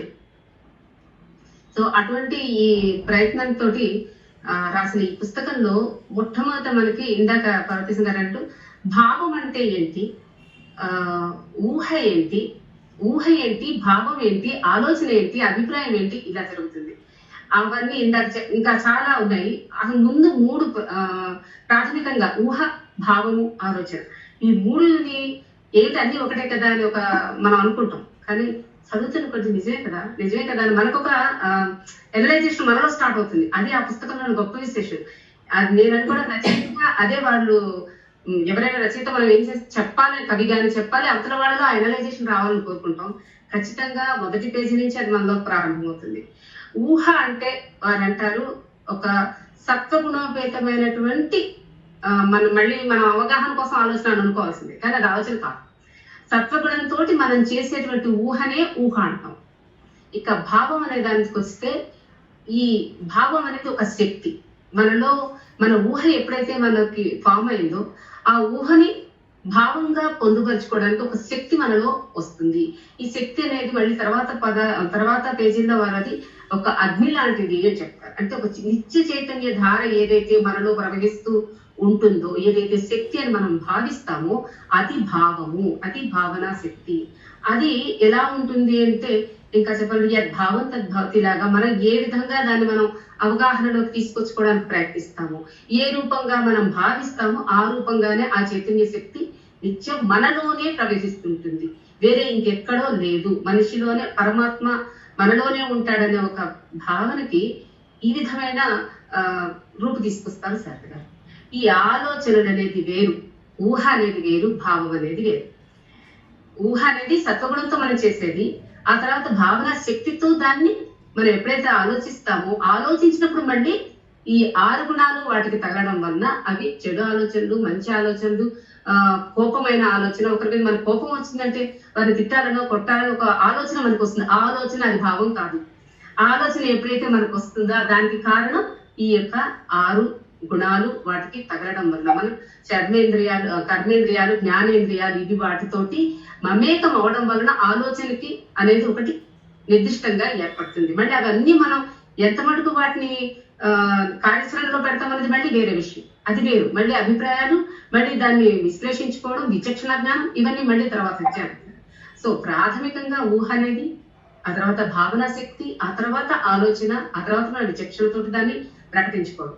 ఈ ప్రకటించడం ఎలా ప్రకటిస్తాం ఈ భావాన్ని అంటే మన లోపల ఉన్నటువంటి శక్తి ఏదైతే మనం అనుకుంటున్నామో అగ్ని రూపంలో మనలో ఉన్నటువంటి ఆ శక్తి ప్రాణవాయువుతో తోడయి అది వాక్కు రూపంగా కంఠం నుంచి మనం చదువుకుంటాము. కొన్ని నాలుకతో పలికేవి, కొన్ని అంగిలితో పలికే అక్షరాలు ఏవైతే ఉంటాయో వాటి స్థానాలకి ఆ ప్రాణవాయువు తగులుతూ మన ఆలోచనలు ఏవైతే ఉందో దాన్ని వాక్ రూపంగా బయటికి తీసుకొస్తుంది. అప్పుడు మన భావ ప్రకటన అనేది వ్యక్తమవుతుంది అని అంటారు ఇట్లు. అంటే ఎంత పరిశ్రమ ఉందో లోపల నుంచి మనకి చూడండి. అంటే మనం నాలుగు చివరి మాట్లాడుతున్నాడు వాళ్ళు అని అంటాం. ఎక్కడి నుంచి వచ్చింది ఆ పదం అనేది మనకి స్పష్టమైన అవగాహన ఈ పుస్తకం ఉంటుంది. నాలుగు చివరి మాటలు వేరు, లోపల నుంచి వచ్చే మాట వేరు. లోపల నుంచి మనం ఎప్పుడు వస్తుంది లోపల నుంచి అనేది భావన నుంచి, ఈ భావన శక్తి నుంచి వచ్చేదే లోపలి మాట. అది నాభి నుంచి ప్రారంభమయ్యి బయటకి వాక్ రూపంగా వస్తుంది. వాక్కే మొత్తం అన్నిటికీ మూలము, శబ్ద బ్రహ్మమే బ్రహ్మము అనే తత్వాన్ని ఈ గ్రంథంలో ఆవిష్కరించారు సార్. ఈ శబ్ద బ్రహ్మం అంటే శబ్దం ఎక్కడ అనే విషయం మళ్ళీ మనం అవగాహన చేసుకుంటే, ఈ శబ్దం అనేది మన యొక్క వేదాల నుంచే ప్రారంభమైంది. వేదం మనం చెప్పుకున్న శబ్ద ప్రమాణము, శాస్త్ర ప్రమాణం అంటే వేదమే కాబట్టి అక్కడి నుంచి వచ్చింది శబ్దము. ఈ శబ్దానికి మళ్ళీ వారు చాలా చాలా వివరణాత్మకంగా అసలు ఆ అనే అక్షరం ఎక్కడి నుంచి వచ్చింది అని నుంచి ప్రారంభిస్తారు. అంటే మనం మామూలుగా సంస్కృతంలో మనం చదువుకునేది ఏంటంటే మాహేశ్వర సూత్రాలు వచ్చాయి, పాణిని గారి సూత్రాలన్నిటిని వివరించారు ఈ వ్యాకరణ గ్రంథంలో అని చెప్పుకుంటారు. కానీ వాటిని మించిన ఆలోచన మనకి కలుగజేస్తుంది పుస్తకం. అవన్నీ కూడా పాణిని వీరందరూ రచించినవన్నీ ఒక పద్ధతి. వారు చెప్పేది ఏంటంటే ఎక్కడి నుంచి డమరుక శబ్దం నుంచి వచ్చాయి ఇవన్నీ ఒక పక్కకు మన మనసు ఒక పక్కకు వాటిని పెట్టి ఇందులో ఆలోచించడం ప్రారంభిస్తుంది. ఆ అనే దానికి ఒక శిశువు యొక్క రోదన పుట్టంగానే ఎలా ఉంటుందో రుకారం అనేది శిశువు యొక్క రోదన అంటారు. అకారం అనేది ప్రప్రథమమైన అక్షరం ఎందుకైందంటే శిశువు పుట్టిన తర్వాత వాళ్ళు ఉపయోగించేది ఆ అనే అక్షరంతోనే ప్రారంభమవుతుందని. ఇలా ఒక్కొక్క అక్షరం ఎలా పుట్టింది అనే దాన్ని కూడా చాలా విశ్లేషణాత్మకంగా ఇందులో మనకు తీసుకొస్తారు. మొత్తం లిస్ట్ పట్టిక ఉంది. ఇప్పుడు మనం అది ఆ మొత్తం పట్టిక నేను చూపించలేకపోతాను. కొంత ప్రిపేర్డ్ గా ఉంటే నేను స్క్రీన్ షేర్ చేసి మీకు చూపించేదాన్ని. అందరి దగ్గర పుస్తకాలు ఉన్నాయి కాబట్టి ఉన్నవాళ్ళు చూడొచ్చు. మొత్తం అసలు అక్షరాలు ఎలా ఉన్నాయి, ఎలా వచ్చింది ఇది, ఆ మొత్తం కూడా ఇస్తారు. అలాగే ఇంకా అసలు మనసు గురించి ఇందాక జానకి గారు అన్నారు, నేను ఒక ప్రయత్నం చేస్తాను. మనసు గురించి కూడా ఆవిడ ఏమని చెప్పారంటే, మనసు అనేది మళ్ళీ 3 రకాలు. మనసు అంటే కేవలం ఒకటే కాదు, మనసు వేరు, చిత్తం వేరు, బుద్ధి వేరు. అది కూడా స్పష్టంగా ఈ పుస్తకంలో చెప్తారు. మనసు అనేది వేరు, బుద్ధి అనేది వేరు, చిత్తం అనేది. చిత్తం అంటే ఇంకా మనసు అంటే మామూలుగా మనం లౌకికంగా మనం ఉపయోగించుకునేటువంటి ఆలోచనలు, మన భావాలు, అదే భావం అనేది మళ్ళీ అనడానికి కూడా నేను వెనకాడుతున్నాను. మనలో వచ్చేటువంటి రకరకాల ఈ ఆలోచనలు ఇవన్నీ ఉండేది మనసు. అంటే ఆ గుణ ప్రధానంగా ఉండేటివన్నిటి కూడా అందులో వస్తాయి కాబట్టి మనసు వేరు. బుద్ధి అంటే మనం ఎటువంటిది, ఇందాక మనం చెప్పినట్టుగా విచక్షణ వచ్చేస్తుంది, ఏది చెయ్యాలి ఏది చెయ్యకూడదు, ఎందుకు చేయాలి అనేది ఆలోచించేది బుద్ధి. చిత్తం అంటే ఎటువంటి అంటే నిరామయంగా ఎటువంటి గుణ ప్రధానము దానికి ఉండదు. చిత్తం అనేది ఒక శుద్ధత్వం అనేది. చిత్తం అనేది వచ్చేసరికి అది మన శుద్ధ భావన కలిగేది చిత్తం అని 3 రకాలుగా వారు దాన్ని విభజించి చెప్పారు. కాబట్టి ఇందాక నేను చెప్పినట్టు ఊహాభావము ఎట్లా ఉన్నాయో అట్లాగే మనసుకు కూడా 3 రకాలుగా చెప్పారు, మనసు, బుద్ధి, చిత్తము. సో ఆ విధంగా ఒక్కొక్క దాన్ని మనం అన్వయించుకుంటూ దానిలో ఏమిటి ఎందుకు వస్తుంది అనేది కూడా చాలా సోదాహరణ పూర్వకంగా, మనస్సు ఎప్పుడు చంచలం అవుతుంది, చంచలత్వం ఉండాలి కానీ ఎప్పుడు ఎలా ఉండాలి దాన్ని కూడా మళ్ళీ దాన్ని విభజించారు. ఉన్మత్తత వేరు, చంచలత్వం వేరు. సో ప్రతి దానికి చాంచల్యం అంటే బుద్ధి చాంచల్యం, మనశ్చాంచల్యం అనుకుంటే మనం వేరేగా రకంగా మాటలు అర్థం తీసుకుంటాం. కానీ నిజానికి అక్కడ అలా లేదు. చంచలత్వం ఉండాలి, అలాగే ఉన్మత్తత ఉండకూడదు. చంచలత్వం అంటే ఏంటి, ఉన్మత్తత అంటే ఏంటి అనే దాన్ని కూడా చాలా చక్కగా విడమర్చి చెప్పారు. ఇందాక పార్వతీశ గారు అన్నట్టు మనం టైం తీసుకుని ఒక్కొక్క దాన్ని ఇది ఏంటి ఇది ఎందుకు అనేది కొంచెం విశ్లేషణ చేసుకుంటూ వెళితే తప్ప అర్థం కాని మళ్ళీ వెనక్కి వచ్చి ఇది ఇక్కడ ఇందాక దానికి క్లాష్ వచ్చిందా అని మళ్ళీ వెనక్కి చూసుకొని మళ్ళీ ముందుకు వస్తే ఖచ్చితంగా అర్థమవుతుంది. అది ఇంకోటి ఏంటంటే ఎందుకు నేను ఇలా చెప్పగలుగుతున్నాను, అర్థమవుతుంది అని ఎందుకు అనేస్తున్నాను అంత ఈజీగా అని అంటే, వారు ఉపయోగించిన పదాలు చాలా లలితమైన పదాలు. అరటిపండు చేతిలో పెట్టినట్టుగా ఉంటుంది అది, కానీ లోతులకు వెళ్తున్న కొద్దీ మన పరిజ్ఞానం ఇంకా కొంచెం బెటర్ చేసుకోవాలేమో ఇది అర్థం చేసుకోవడానికి. మన పరిజ్ఞానం చాలాదేమో ఇది మనం ఆకలింపు చేసుకోవడానికి అనిపిస్తుంది. కానీ మొదట మనం చూస్తుంటే మనకు పదాలన్నీ చాలా తెలిసినవి. ఒక అగ్ని అనే దానికి ఎన్ని అర్థాలు ఉంటాయో నానార్థాల పరంగా, పర్యాయ పదాల పరంగా మీకు ఈ పుస్తకంలో ఎంత చదువుతున్న కొద్దీ అంత కనిపిస్తూ ఉంటాయి. వెలుతురికి మళ్ళీ ఎన్ని పర్యాయ పదాలు ఎన్ని ఉన్నాయి. అలాగే నేను ఇందాక చెప్పినట్టుగా భావాలు, ఇందాక అనంతకృష్ణ గారు అన్నట్టు ఆ భావాలు కూడా ఇందులో ఉన్నాయండి. సంచారి భావాలు ఏంటి, అసలు మనో వికారాలు అంటే ఏంటి. వికారం అనగానే మనం ఒక వేరే అర్థంలో తీసుకుంటాం, కానీ వికారం అంటే అది కాదు. వికారం అంటే ఒక దానికి ఒక డెఫినేషన్. ఇలా ప్రతి దానికి కూడా చాలా విశ్లేషణగా ఒక పదానికి ఇన్ని అర్థాలు ఇంత ఇది ఉంటుందా అనే ఒక ఉత్సుకత కలుగుతుంది తప్ప అప్ప ఇంకా ఇది ఎలా చదవగలుగుతాం అనేది వచ్చినా ఉత్సుకత కూడా మనకి సైమల్టేనియస్ గా నడుస్తూ ఉంటుంది. ఎందుకంటే అందులో ఇచ్చిన ఉదాహరణలు, అందులో ఆవిడ ఇచ్చిన వివరణలు, అది శబ్దానికి ఎట్లా అన్వయిస్తాము. వాక్కుని కూడా మళ్ళీ యోగ శాస్త్రానికి అన్వయించారు, నాదశాస్త్రానికి, సంగీతానికి, సామవేదానికి అన్వయించారు.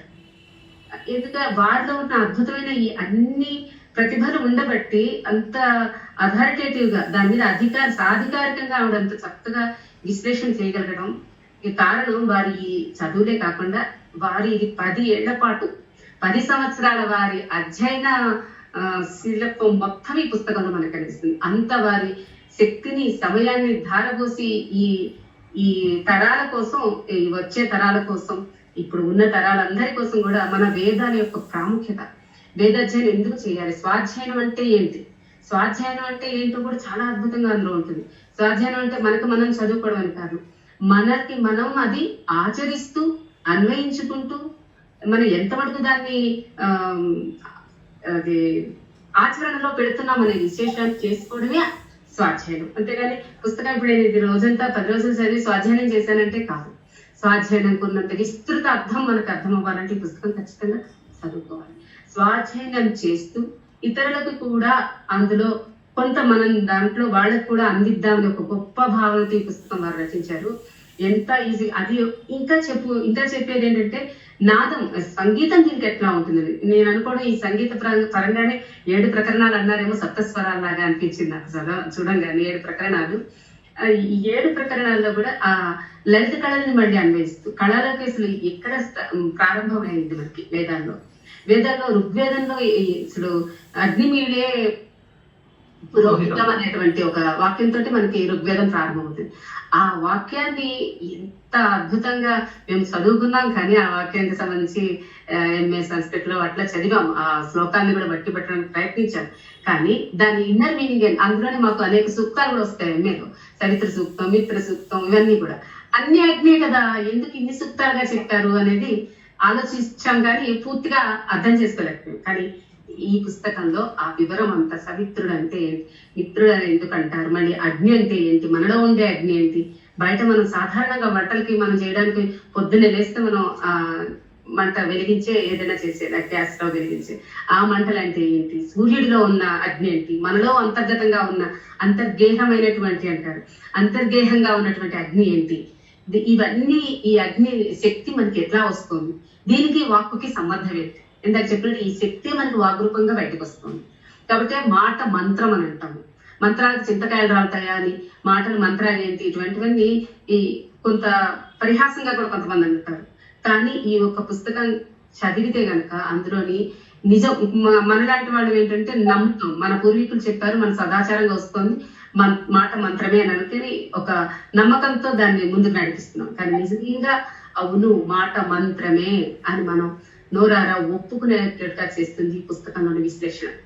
మాట మంత్రం ఎందుకు అవుతుంది, ఎంత శక్తివంతంగా అది మన నాభి దగ్గర నుంచి ప్రారంభమై ప్రాణవాయువుతో ఆ అగ్ని శక్తి, ఆ భావనా శక్తి, సంకల్పనా శక్తిగా ఎలా వాక్రూపంగా బయటకు వస్తుంది. ఎందుకు పెద్దల ఆశీర్వచనం మనం కోరుకుంటాం, అలాగే ఎందుకు మనం నోరు మంచిదైతే ఊరు మంచిది అవుతుంది అంటాం. వీటన్నిటికీ మూలం శబ్ద బ్రహ్మమే. శబ్దం యొక్క శక్తి అది, అదే భావనా శక్తి, అదే చిత్ శక్తి, అదే లోపల ఉన్నటువంటి శక్తి అని చెప్తూ పతంజలి యోగ శాస్త్రాన్ని అన్వయింపజేస్తారు. ఇలా మనకి ఏవైతే స్వాదిష్టాన చక్రము ఇవన్నీ ఎలా ఉన్నాయో అవి ఎక్కడెక్కడి నుంచి ఈ శక్తి, ఆ ప్రాణవాయువు కూడా మనకి లోపల మన శరీరంలో ఉండే వాయువు కూడా ఎన్ని రకాలుగా తిరుగుతూ ఉంటుందో ఆదాన ఇవన్నీ మనం తెలుసుకునేవి. ఇవన్నిటికీ ఈ వాక్కుకి ఏమిటి సంబంధం, ఈ శబ్దానికి, ఈ ప్రాణవాయువులకి, వీటన్నిటికీ ఎక్కడ మనం సంబంధం వస్తుంది, ఎలా వస్తుంది, దీనికి యోగ శాస్త్రానికి ఎట్లా పెట్టారు, దానికి దీనికి ఎట్లా అవగాహన వస్తుంది అనే అన్ని విశేషాలు కూడా నాకు అద్భుతంగా ఇందులో క్రోడీకరించారు వారు. ఆ విధంగా మనం యోగ శాస్త్రపరంగా యోగం ఎక్కువగా ఇష్టపడే వారికి దాని పరంగా కూడా వాక్కే లేదు, భావనా పఠనంతోటి ఇప్పుడు మనం కవులము రచయిత్రము ఉన్నాం, వీళ్ళందరికీ ఈ శక్తి ఎక్కడి నుంచి వస్తుంది. ఒక కవిత రాయాలంటే ఒక పసిపిల్లకి జన్మ ఇచ్చినట్టు, లేక ఒక పిల్లకి జన్మ ఇచ్చినట్టు, ఒక పసికందుకు జన్మనిచ్చినట్టు అనుకుంటాం. నా పిల్ల, నా కవిత్వం, నా కావ్యాన్ని అంకితం ఇవ్వడం, కావ్య కన్య అనడం, ఇవన్నీ ఎక్కడి నుంచి వచ్చాయి, ఎందుకు వచ్చాయి, ఒక్కసారి ఇటువంటి ఆలోచన చేస్తే గనక ఇందులో ఉన్నవన్నీ కూడా మనకు ఆకలింపుకు వస్తాయి. ఎందుకు ఒక కవిని గాని, ఒక కవిత్రిని గాని, రచయితని గాని చాలా మీకు గాడ్ గిఫ్టెడ్ పర్సన్ మీరు అని ఒక మనకి సాధారణమైన ఈ ప్రశంస వినిపిస్తుంటుంది. ఎందుకు అది మనం వై వీఆర్ గాడ్ గిఫ్టెడ్, ఎందుకు మనకు అది దేవుడి యొక్క వరం అని ఎందుకు అనుకుంటాం, ఎందుకంటే మాటకి మంత్రం లాంటి మాటలు, అటువంటి భావన శక్తి మనలో ప్రచోదితం అవ్వాలంటే అది ఆ శక్తి వలనే అవుతుంది. ఇది జన్మ సంస్కారము. ఇంకొక చోట అది చెప్తారు, జన్మ సంస్కారం అని చెప్తారు. జన్మ సంస్కారాన్నే ఇప్పుడు వాళ్ళందరూ జీన్ అని అంటున్నారు చెప్తారు. ఇవన్నీ చెప్తూ ఇంత విశ్లేషణ చేస్తూ ఇంకొక గొప్ప విశేషం ఏంటంటే, ఇది మనకి శీర్షికలోనే ఉంటుంది, ప్రాక్ పశ్చిమ పర్యాలోచన. ఆ ముఖ్యమైన విశేషాన్ని కూడా ఇందులో తీసుకురావడం చాలా అద్భుతంగా అనిపిస్తుంది చదువుతున్నప్పుడు. ప్రాక్ దేశాలు అంటే మన ఈ తూర్పు దేశాలన్నీ ఏ విధంగా దీన్ని అంటే ఒక తత్వాన్ని గాని, ఒక విషయాన్ని గాని మనం ఎలా చూస్తాం అంటే, మనం చైతన్య ధారగా అంతర్గతమైన దృష్టి మనకు ఉంటుంది. అదే దర్శన దృష్టి, ఇందాక అన్నారు అనంతకృష్ణ గారు కూడా, దర్శనాలు మనకి ఎట్లా చెప్తున్నాయో వాటిని మనం చూసుకుంటాం. అంటే అదే పశ్చిమ దేశాలు అయితే వాళ్ళు ఎంతసేపు ప్రమాణం, ఏమి ప్రమాణం ఉంది దీనికి, ఎలా నిరూపిస్తాం దీన్ని అనే ప్రాపంచిక దృష్టి పాశ్చాత్య దేశాలకు ఉంది. అలా కాకుండా మనకి చైతన్యం ఎలా ఉంటుంది, మన దర్శనాల దృష్టి వేరుగా ఉంటుంది. తత్వం ఏమిటి, మనం అది అనుభూతి వాదం, మనకి అనుభూతికి ఎలా తీసుకొచ్చుకోవాలి. ఇప్పుడు ఇందాక అన్నారు పార్వతీశం గారు, ఈ మనసుకి మనం చూడగలమా, దాన్ని ఎట్లా చూస్తాము, దాన్ని అనుభూతి చెందడమే అని. ఆ విషయాన్ని ఇక్కడ వీరు క్రోడీకరిస్తారు. ప్రతిదీ మనం అనుభూతి చెందాల్సిందే. ఆనందం అనేది అనుభూతి, లేక సంతోషం సుఖము, మనం ఈ విషయం వల్ల ఈ సుఖం వచ్చింది, ఈ విషయం వల్ల సంతోషంగా ఉన్నాం అని చెప్తాం. కానీ ఆనందం అనేది అవ్యక్తం, వ్యక్తం చేయలేదు ఆనందాన్ని, అది అనుభూతించవలసిందే. అటువంటి అనేక విషయాలు ఇందులో. అలాగే రసానందం అంటే ఏంటి, వారి గురువు గారు అచ్యుతదేవరాయలు గారి వారు రాసుకున్న ఆత్మకథలోని మొత్తం ఒక 2 పేజీల రాశారు అక్కడ. అందరూ చాలా అద్భుతమైన విషయాలు. ఇంకా గొప్ప విశేషం అంటే గురు ప్రశంస దొరకడం అనేది అంత సులభం కాదు. అట్లయితే సాక్షాత్ వారి గురువు గారు అచ్యుతదేవరాయలు గారే అందులో మా శారదా పూర్ణ చక్కగా రాశారు అని అక్షర పదీయం అనే నామకరణం వారు చేశారు. అంటే అక్షర శక్తిని ప్రతిపాదించడం ఇక్కడ. అక్షరం అన్న పదంలోనే మనకు అర్థం స్పష్టంగా ఉంటుంది. క్షరము కానిది అక్షరం, అటువంటిది అక్షర శక్తి. అది ఎంత గొప్పగా ఉంటుందనేది మా శారద గారే దానికి నామకరణం చేశారు. చక్కటి నామకరణం అనేటువంటి అది చాలా మంచి పరిశోధన విశేషము. ఇది భారతరాలకు కూడా ఇంకా చక్కటి, ఇది ఎంత పరిశోధించినా ఇంకా పరిశోధించవలసింది ఉంటూనే ఉంటుంది. ఒక గొప్ప ప్రారంభం చేసింది మా శారద అని. ఆయన గురు ప్రశంస కూడా వారికి లభించడం చాలా ఆనందమైన విషయం. అంతటి సౌభాగ్యవతి వారు. ఇటు సంగీతం, అటు సాహిత్యం కాకుండా ఇంకా ఈ పరిశోధనలు, ఇది కాకుండా వారు చికాగోలో నిర్వహిస్తున్న అన్నమయ్య భావవాహిని సంప్రదాయ సంగీతం, ఇవన్నీ చేస్తూ కూడా వారు ఎంతో కృషి చేసి 15 సంవత్సరాల అధ్యయనం. ఇది మనందరికీ చాలా సులభంగా పుస్తకాలు కూడా వెంటనే వారు పంపించారు. మరి ఎంత చక్కగా ఎంత చదువుకుంటున్న కొద్ది, ఇందాక నేను అన్నట్టు పూర్ణమితం, ఇది ఎంత చదివినా మనకు పూర్ణంగానే కనిపిస్తుంటుంది. ఇంకా అవ్వలేదు, ఇంకొకసారి చదువుకుందాం, ఈ వాక్యాన్ని ఇంకొకసారి చూద్దాం అనే ఒక గొప్ప భావన మనకి కనిపిస్తూనే ఉంటుంది. నేను ఇందులో కొన్ని వాక్యాలు మీకు అందించడానికి ప్రయత్నిస్తాను. చూడండి, ఆ అక్షర రూపం వచ్చింది చూడండి. ఇందులో చెప్తారు, ఆరంభ స్థానం శుద్ధం కావాలి, వ్యక్తం కాబోయే అక్షర శక్తికి కాంతి, తేజస్సు, చిక్కందనం అప్పుడు సిద్ధిస్తుంది. చూడండి, ఇక్కడ కూడా పదాలు ఎంత గొప్ప గొప్ప పదాలు, ఎన్ని పద సంపద మనకి ఎంత బాగా వస్తుందో. నేను విశ్వనాథ్ సత్యనారాయణ గారి కిన్నెరసాని పాటలు చదువుతూనే ఎన్ని, ఒక స్త్రీమూర్తి అనే పదాన్ని అనే అర్థంలో నేను లెక్క పెట్టాను, నిజానికి 21 పదాలు ఉన్నాయి అందులో. స్త్రీ అనే పదానికి అర్థానికి 21 పదాలు కిన్నెర పాటల్లో నాకు కనిపించింది. వాడిన పదం వాడకుండా మొత్తం ఆ పుస్తకంలో అన్ని సార్లు స్త్రీమూర్తికి సంబంధించిన పదం. అలా నాకు ఈ పుస్తకం చదువుతున్నంతసేపు విశ్వనాథ్ వారిదే గుర్తుకొస్తుంది. అయితే కాంతి, తేజస్సు, ఇక్కడిక్కడే వెలుగు, వెలుతురు, వేడిని, ఇట్లా ఎన్నెన్ని పదాలు, ఎంత పదజ్ఞానం వస్తుందంటే పుస్తకం చదివితే ఇంకా నిఘంటువుల దగ్గరికి వెళ్ళక్కర్లేదు. ఎందుకంటే ఇది భావస్ఫూరకంగా ఆ వాక్యాలు రాశారు కాబట్టి ఆ పదానికి అర్థం ఏంటో కూడా మనకి ఆటోమేటిక్గా అర్థమైపోతుంది. అటువంటి గొప్ప పద సంపద కలిగినటువంటి పుస్తకం ఇది. ఇంకా వేదార్థాల్లో ఊహ ఎలా ఉంటుందని చెప్తారు. ఒక్కొక్క అక్షరానికి శకారం అంటే ఏంటి, అసలు ప్రజ అనే ఒక పదానికి అర్థం చెప్తారు. ప్రజ అనే దానికి ఒక అర్థం చెప్తారు వారు. ప్రజ అంటే కోరికలు, కోరికలు అంటే మళ్ళీ అది పశువులు, పశుపతి, గణపతి, ఇటువంటి పదాలకి ఈ మూలార్థాలు మనకి చక్కగా అవగతం అయిపోతుంటాయి. పశుపతి అంటే ఈ కోరికలు ఏవైతే ఉన్నాయో వాటితో ఎవరైతే ఉన్నారో వాటిని పరిపాలించేవాడు పశుపతి. గణపతి, గణాలు. అలా ప్రజాపతి అంటే ఈ కోరికలన్నిటినీ ఉన్న వాళ్ళకి పతి. గృహపతి అనే దానికి, గృహంపతి అనే దానికి ఎంత అద్భుతమైన అర్థాలంటే, గృహపతి అంటే యజమాని, అంటే ఎక్కడ యజమాని, ఎవరికి యజమాని, ఇంటికి యజమాని. ఏ ఇల్లు, మన శరీరమే ఒక ఇల్లు అయితే ఆ ఇంటికి యజమాని మనమే, అంతర్గతంగా బాహ్యంగా కూడా. అంతర్గతంగా కూడా మనలో ఉన్న భావన శక్తి, లేక చిత్శక్తి, లేక ఆ అగ్ని రూపంలో ఉన్న శక్తి ఏదైతే ఉందో అదే పరమాత్మ, అతనే పతి. అతను ఎవరు, మనమే. ఆత్మ పరమాత్మ అన్ని కలిపిన అద్వైత సిద్ధాంతం. ఇట్లా గృహపతి అనే ఒక్క పదానికి నేను చెప్పగలిగింది ఇది. మీరు పుస్తకం చదివితే ఒక్కొక్కళ్ళకి ఒక్కొక్కళ్ళకి నేను అదే చెప్తున్నది. ఎన్ని ఆలోచనలు, ఎంత గొప్ప గొప్ప భావాలు, ఎంత ఒక అంతర్దృష్టి పెరుగుతుంది. మన బాహ్యంగా ఇప్పుడు చూస్తున్న వాటన్నింటినీ కూడా అంతర్గతంగా ఎట్లా చూడాలి అది చెప్తుంటారు. ఇది లౌకిక ప్రయోజనము, ఇది పారమార్థిక ప్రయోజనం. పారమార్థిక ప్రయోజనాల్లో అదే పదాన్ని ఎట్లా వాడతాము, లౌకిక వేదాలు కూడా లౌకిక ప్రయోజనాలకు ఎలా వాడుకుంటాము, పారమార్థిక ప్రయోజనంగా ఎట్లా చూస్తాము. ఈ లౌకిక పరమార్థం చూసేదే పాశ్చాత్య దేశాల ధోరణి. మన ధోరణి అంతర్గత దృష్టితో చూడడం, పరమార్థిక దృష్టి, ఇహ దృష్టి కాకుండా పరదృష్టితో ఆలోచించడం భారతీయుల దర్శనం అని చెప్తూ ఉంటారు.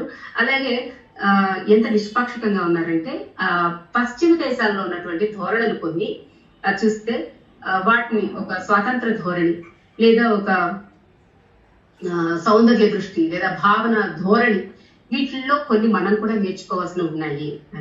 అలా ఒకటి రెండైనా సరే నేర్చుకోవాల్సిన అంశాన్ని ఒప్పుకొని తీరాలి, నేర్చుకోవాల్సిందే అని కూడా స్పష్టత ఇస్తారు అందులో. అలా ఆద్యంతం మనకి ఎంతో ఉత్సాహంగా ఎంతో తెలుసుకోవాల్సింది ఎంతో ఉంది. మన భారతదేశం, మన సాంప్రదాయాలు, మన ముఖ్యంగా మన వేదం యొక్క గొప్పతనం, అది ఎందుకు నేర్చుకోవాలి, దాంట్లో ఉన్నది ఏంటి. మనం అందరం బయట వింటుంటాం, సైంటిఫిక్ న్యూస్లు చూపిస్తుంటారు, అగో ఆ రాకెట్లు మన వాళ్ళు ఎప్పుడో కనిపెట్టారు, లేకపోతే అదేంటిది వైద్యం సర్జరీ మన వాళ్ళే చేశారు. ఇటువంటి చిన్న చిన్న విషయాలు అనిపిస్తుంది నాకు ఇది చదివిన తర్వాత ఆ చిన్న చిన్న విషయాల వేదంలో తెలుసుకోవాల్సినవి కాదు, తెలుసుకోవాల్సింది ఇంకా చాలా ఉంది. మన అసలు జీవన విధానమే ఇది కాదు. మన జీవన విధానం అనేది స్వాధ్యాయంతో కూడుకున్న పారమార్థిక ప్రయోజనాలతోటి మనం నడవాలి జీవితంలో అనేది స్పష్టంగా ఉంటుంది మనకి. ఇందులో లౌకిక ప్రయోజనాలు కూడా ఉంటాయి ఖచ్చితంగా మన వేదాల వల్ల. అదే నేను చెప్పినటువంటి ఫస్ట్ సర్జరీ చేశారు, లేకపోతే గొప్ప రాకెట్లు కనిపెట్టారు, లేదా ఈ మిక్సీలు దూరదర్శన్లు అన్ని ఆల్రెడీ కనిపెట్టారు, మన ధర్మణ వేదంలో ఉంది లేదా యజుర్వేదంలో ఉంది. సరే కాదని లేదు, వాటిని ముందు పెట్టుకొని వాటి కోసం అంటూ మొదలుపెట్టి దాని లోపల ఉన్న పారమార్థిక దృష్టిని కూడా మనం అలవర్చుకోవాలి. అది ఇంకా చాలా ముఖ్యమైనది. దాని నుంచి మనం దూరం జరిగాము, వాటికి దగ్గరగా మనం వెళ్ళాలి అనేటువంటి గొప్ప దృక్పథంతో ఉన్నటువంటి పుస్తకం ఇది. నేను ఇందాక అన్నట్టుగా ఇట్లా చెప్పుకుంటూ వెళ్తే చాలా ఉంది ఇందులో. కొన్ని వెనకగా నేను చెప్పుకుంటే కొంచెం అర్థం చేసుకోవడానికి ప్రయత్నించండి. మీరందరూ కూడా ఇటువంటి ఇప్పుడు నేను చెప్పిన ఈ విశ్లేషణతోటి, అంటే మీరు ఆలోచించలేదని కాదు, ఆలోచించలేరు అని కాదు, కొంచెం ఇది మీకు ఇంట్రెస్ట్ కలిగజేస్తుంది. పుస్తకాన్ని ఇప్పుడు తొందరగా చదువుదాము, ఎక్కువసేపు చదివి దీన్ని అర్థం చేసుకోవడానికి, ఎక్కడైనా అర్థం కాకపోతే ఏం చదువుతాంలే అని పక్కన పెట్టకుండా దయచేసి మళ్ళీ దాని పుస్తకాన్ని దగ్గరికి లాక్కుని, ఓహో ఇది ఎందుకు ఇక్కడ ఇదా అనుకున్నాం కదా, మళ్ళీ చూద్దాం మనం అర్థం చేసుకోవడానికి దాని ఒక ఉత్సాహాన్ని కలిగించాలనే నా ఈ చిరు ప్రయత్నం, అంతే తప్ప మీకు తెలియదని కాదు. అందరికీ కూడా నేను మళ్ళీ ఒకసారి ధన్యవాదాలు తెలియజేసుకుంటూ, నాకు ఇటువంటి మంచి అవకాశం, ఈ పుస్తకాన్ని నేను అన్నాను సమీక్షను నేను చదువుకు నాకు ఎంత అవగాహనకు వచ్చిందనే విషయాన్ని మీ అందరి ముందు పెట్టే అవకాశాన్ని నాకు కలిగజేసినందుకు, ఇంత చక్కటి పుస్తకం నాకు మా మహిళ సాహిత్య ద్వారా ఆవిష్కరణ చేసుకోవడానికి అవకాశం ఇచ్చిన శారదా పూర్ణ గారికి చాలా చాలా కృతజ్ఞతలు, ధన్యవాదాలు తెలియజేసుకుంటూ, మీ అందరూ ఇప్పటిదాకా ఓపికగా ఉన్న మీ అందరికీ కూడా ధన్యవాదాలు, నమస్కారం. ఏమీ తెలియదు అంటూ ఏమేదో చెప్పేశారు మా శిష్లా మాధవి గారు. ఆవిడ స్పృశించని అంశం ఏమిటి అంటే, ఇక్కడ ఒక 2 విషయాలు చెప్పాలండి. ఆవిడ మాట నిజమని నమ్మినట్లయితే చిచి ఈవిడ ఏం చెప్పలేదు కనుక మనం పుస్తకం దగ్గర తెలుసుకోవాలి అనుకునే స్థితికి తీసుకెళ్తుంది ఆ పుస్తకం. ఈవిడ చాలా చెప్పుంటే అయ్యో బాబు ఇన్ని చెప్పారా, ఇవన్నీ తెలుసుకోవాలి మనం అనైనా పుస్తకం చదువుకుంటాం. కానీ వెరసి ఆవిడ మన చేత పుస్తకం చదివించాలి అనే ప్రయత్నంలో కృతకృత్యురాలయ్యింది అనడానికి ఎటువంటి సందేహము లేదు. ఇది ఒకటి. ఇక ఆవిడ చెబుతున్న మాటలో వింటుంటే ఈవిడ ఏ గ్రంథాన్ని స్పృశించలేదు ఈ రచయిత్రి గారు శారద గారు అని చెప్పి చిన్న సందేహం నాకు వస్తుంది. భావన గురించి చెబుతూ మనకి మీమాంసా న్యాయ ప్రకాశకులు అనుకుంటా, భావనా నామ భవితుర్ భావనానుకూలో భావక వ్యాపార విశేష అంటాడు. అంటే ఇప్పుడు నేను ఎవరినైనా మానే ఆవుని తీసుకురారా అన్నాను అనుకోండి, అనగానే ఆవుని తీసుకురా అనే స్ఫురణ వాడికి కలిగింది. ఇది నేను అనడం వల్ల కలిగింది. కానీ అలాంటిది ఈ శబ్దం నేను ఏదైతే అన్నానో ఇది లేదు. కానీ వేదంలో ఏముంది, చెప్పింది ఎక్కడుంది అంటే శబ్దనిష్టమై ఉన్నది వేదములో, శాస్త్రం అంతా. ఆ శబ్దనిష్టమైన దానిలోనే ఆర్ధీభావన కూడా ఉంది, అక్కడే అర్థం కూడా స్ఫురిస్తుంది మనకి. కనుక ఈ శాబ్దీభావన ఆర్ధీభావన రెండింటి ఏంటంటే కృతి అన్నాడు. మళ్ళీ మీమాంసకుల మతంలో కృతి అంటాడు భావనని. అంటే అది మనసులో కలిగేటటువంటి ముందు ప్రణాళిక, క్రియాదానికి ప్రాక్ స్థితి భావన. వారు ఆ విశ్లేషణ చాలా బాగా చేశారు, నాకు అర్థమైంది. తర్వాత కొంతమంది మూలాధారం అంటారు, కొంతమంది ఏమన్నా మణిపూర్ నుంచి అంటారు, అక్షరం మొదలయ్యేది. కానీ అందరం పుస్తకాలు తీసి గబగబా చదివేటటువంటి లలితా సహస్రనామంలోని పరా పశ్యంతి పరా పశ్యంతి మధ్యమ వైఖరి ఈ 4 పదాలని గబగబా చదివేసుకుంటూ పోతాం. పరా ప్రత్యక్షి రూప పశ్యంతి పరదేవత మధ్యమ వైఖరి రూప భక్త మానసాంసిక చెప్పేస్తాం. అట్లాగే అంతర్ముఖ సమారాధ్య బహిర్ముఖ సుదుర్లభ అని కూడా అంటాం. ఈవిడ అంతర్ముఖ సమారాధ్యాన్ని కొలిచారు, బహిర్ముఖ సుదుర్లభతోటి పోల్చారు. ఈ రెండిట్లో ఉన్న తేడా అని చెప్పారు. ఒకటి ఆత్మ పదార్థం గురించి, రెండోది అనాత్మ విషయం గురించి ఏ విధంగా దృక్కోణాలు సాగుతాయనే విషయం మీద వెళ్ళిందేమో. గబగబా ఈ పుస్తకం చదవాలి అనే కోరిక మాత్రం నాకు కలిగించిన మాధవ్ గారికి మరొకసారి కృతజ్ఞతలు చెబుతూ, అమ్మ శారద గారు విషయం గురించి కూడా చాలా అద్భుతంగా చెప్పారు. అహోరాత్రాలు అంటే మనం మామూలుగా పగలు రాత్రి అని, కానీ అందులో ఎంత విశ్లేషణ ఉందో. అహస్సు రహస్సు అనే కొత్త పదాల అర్థాలు తెలుసుకున్నాను. అసలు ఆ పుస్తకం ఒక ఆ లెక్కకు వస్తే శ్రేయస్కరము అంటాము. శ్రేయస్సుకి ప్రేయస్సుకి చాలా తేడా ఉంది. ప్రేయస్ అంటే ఏమిటో తెలియకపోతే శ్రేయస్సు తెలియదు, శ్రేయస్సు తెలిస్తే ప్రేయస్ అక్కర్లేదు. కనుక ఇవన్నీ భాషకు వచ్చేటప్పటికి ఒక్క మాట చెప్పి ఆపేస్తానమ్మా. భాషకు వచ్చేటప్పటికి మామూలు లౌకికంగా మాట్లాడుకునే భాష ఒకటైతే శాస్త్రీయమైన భాష వేరేగా ఉంటుంది. ఆ శాస్త్రీయమైన భాషలో ఉండేటటువంటి పారిభాషిక పదాలు మనకు అవగతం కావాలి. ఉదాహరణకి యోగము అందాం అనుకోండి. జాతకాలు చూసేవాడు యోగం అంటే రాహువు కేతు కలిసాడు, సూర్యుడు చంద్రుడు కలిసాడు ఏవో చెబుతారు. మరి ఆయన భగవద్గీతలోకి వెళ్ళినట్టయితే యోగ కర్మసు కౌశలం అంటారు భగవద్గీతకారుడు. మీరు పతంజలి యోగ సూత్రాలు చూస్తే యోగ చిత్త వృత్తి నిరోధ అంటారు. అందరూ వాటిని మాట యోగమే. మీరు చదివే గ్రంథాన్ని బట్టి, చదువుకునే అంశాన్ని బట్టి దాని పారిభాషిక పదాలు తెలుసుకుని చదువుకోకపోతే బీభత్సమైనటువంటి అర్థాలతోటి కువ్యాఖ్యలు జరిగే పరిస్థితి మనం ప్రస్తుతం గమనిస్తూనే ఉన్నాం.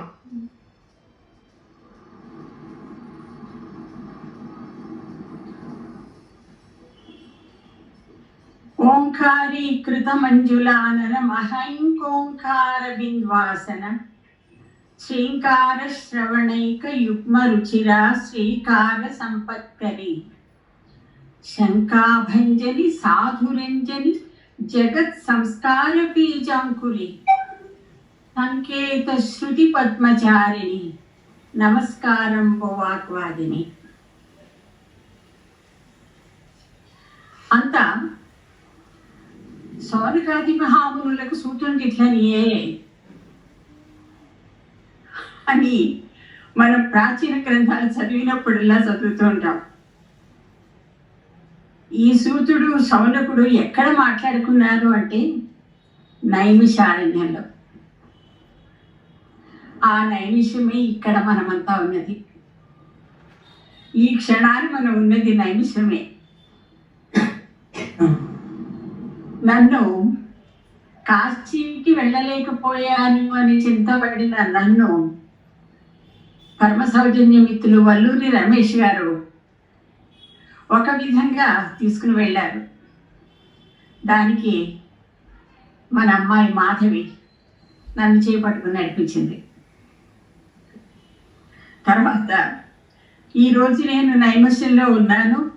మనం అందరం నైమిషంలో సత్రయాగం చేస్తున్నాము అంటే, సారస్వత అధ్వరం చేస్తున్నాము అంటే దాన్ని ఎలా నిరూపిస్తావు అంటే, ఇక్కడ సమావేశమైనటువంటి మహామహులందరి నుంచి ప్రధానంగా నా ఊహించని అదృష్టమే అద్భుతాలంటే, ఆ అద్భుతం జరిగింది ఏమిటి అంటే, మా గురువు గారు దేశిక ప్రవర శ్రీకళాపూర్ణ రామవరపు శరత్ బాబు గారు ఈరోజు ఈ సమావేశంలో ఇక్కడ ఉన్నారు.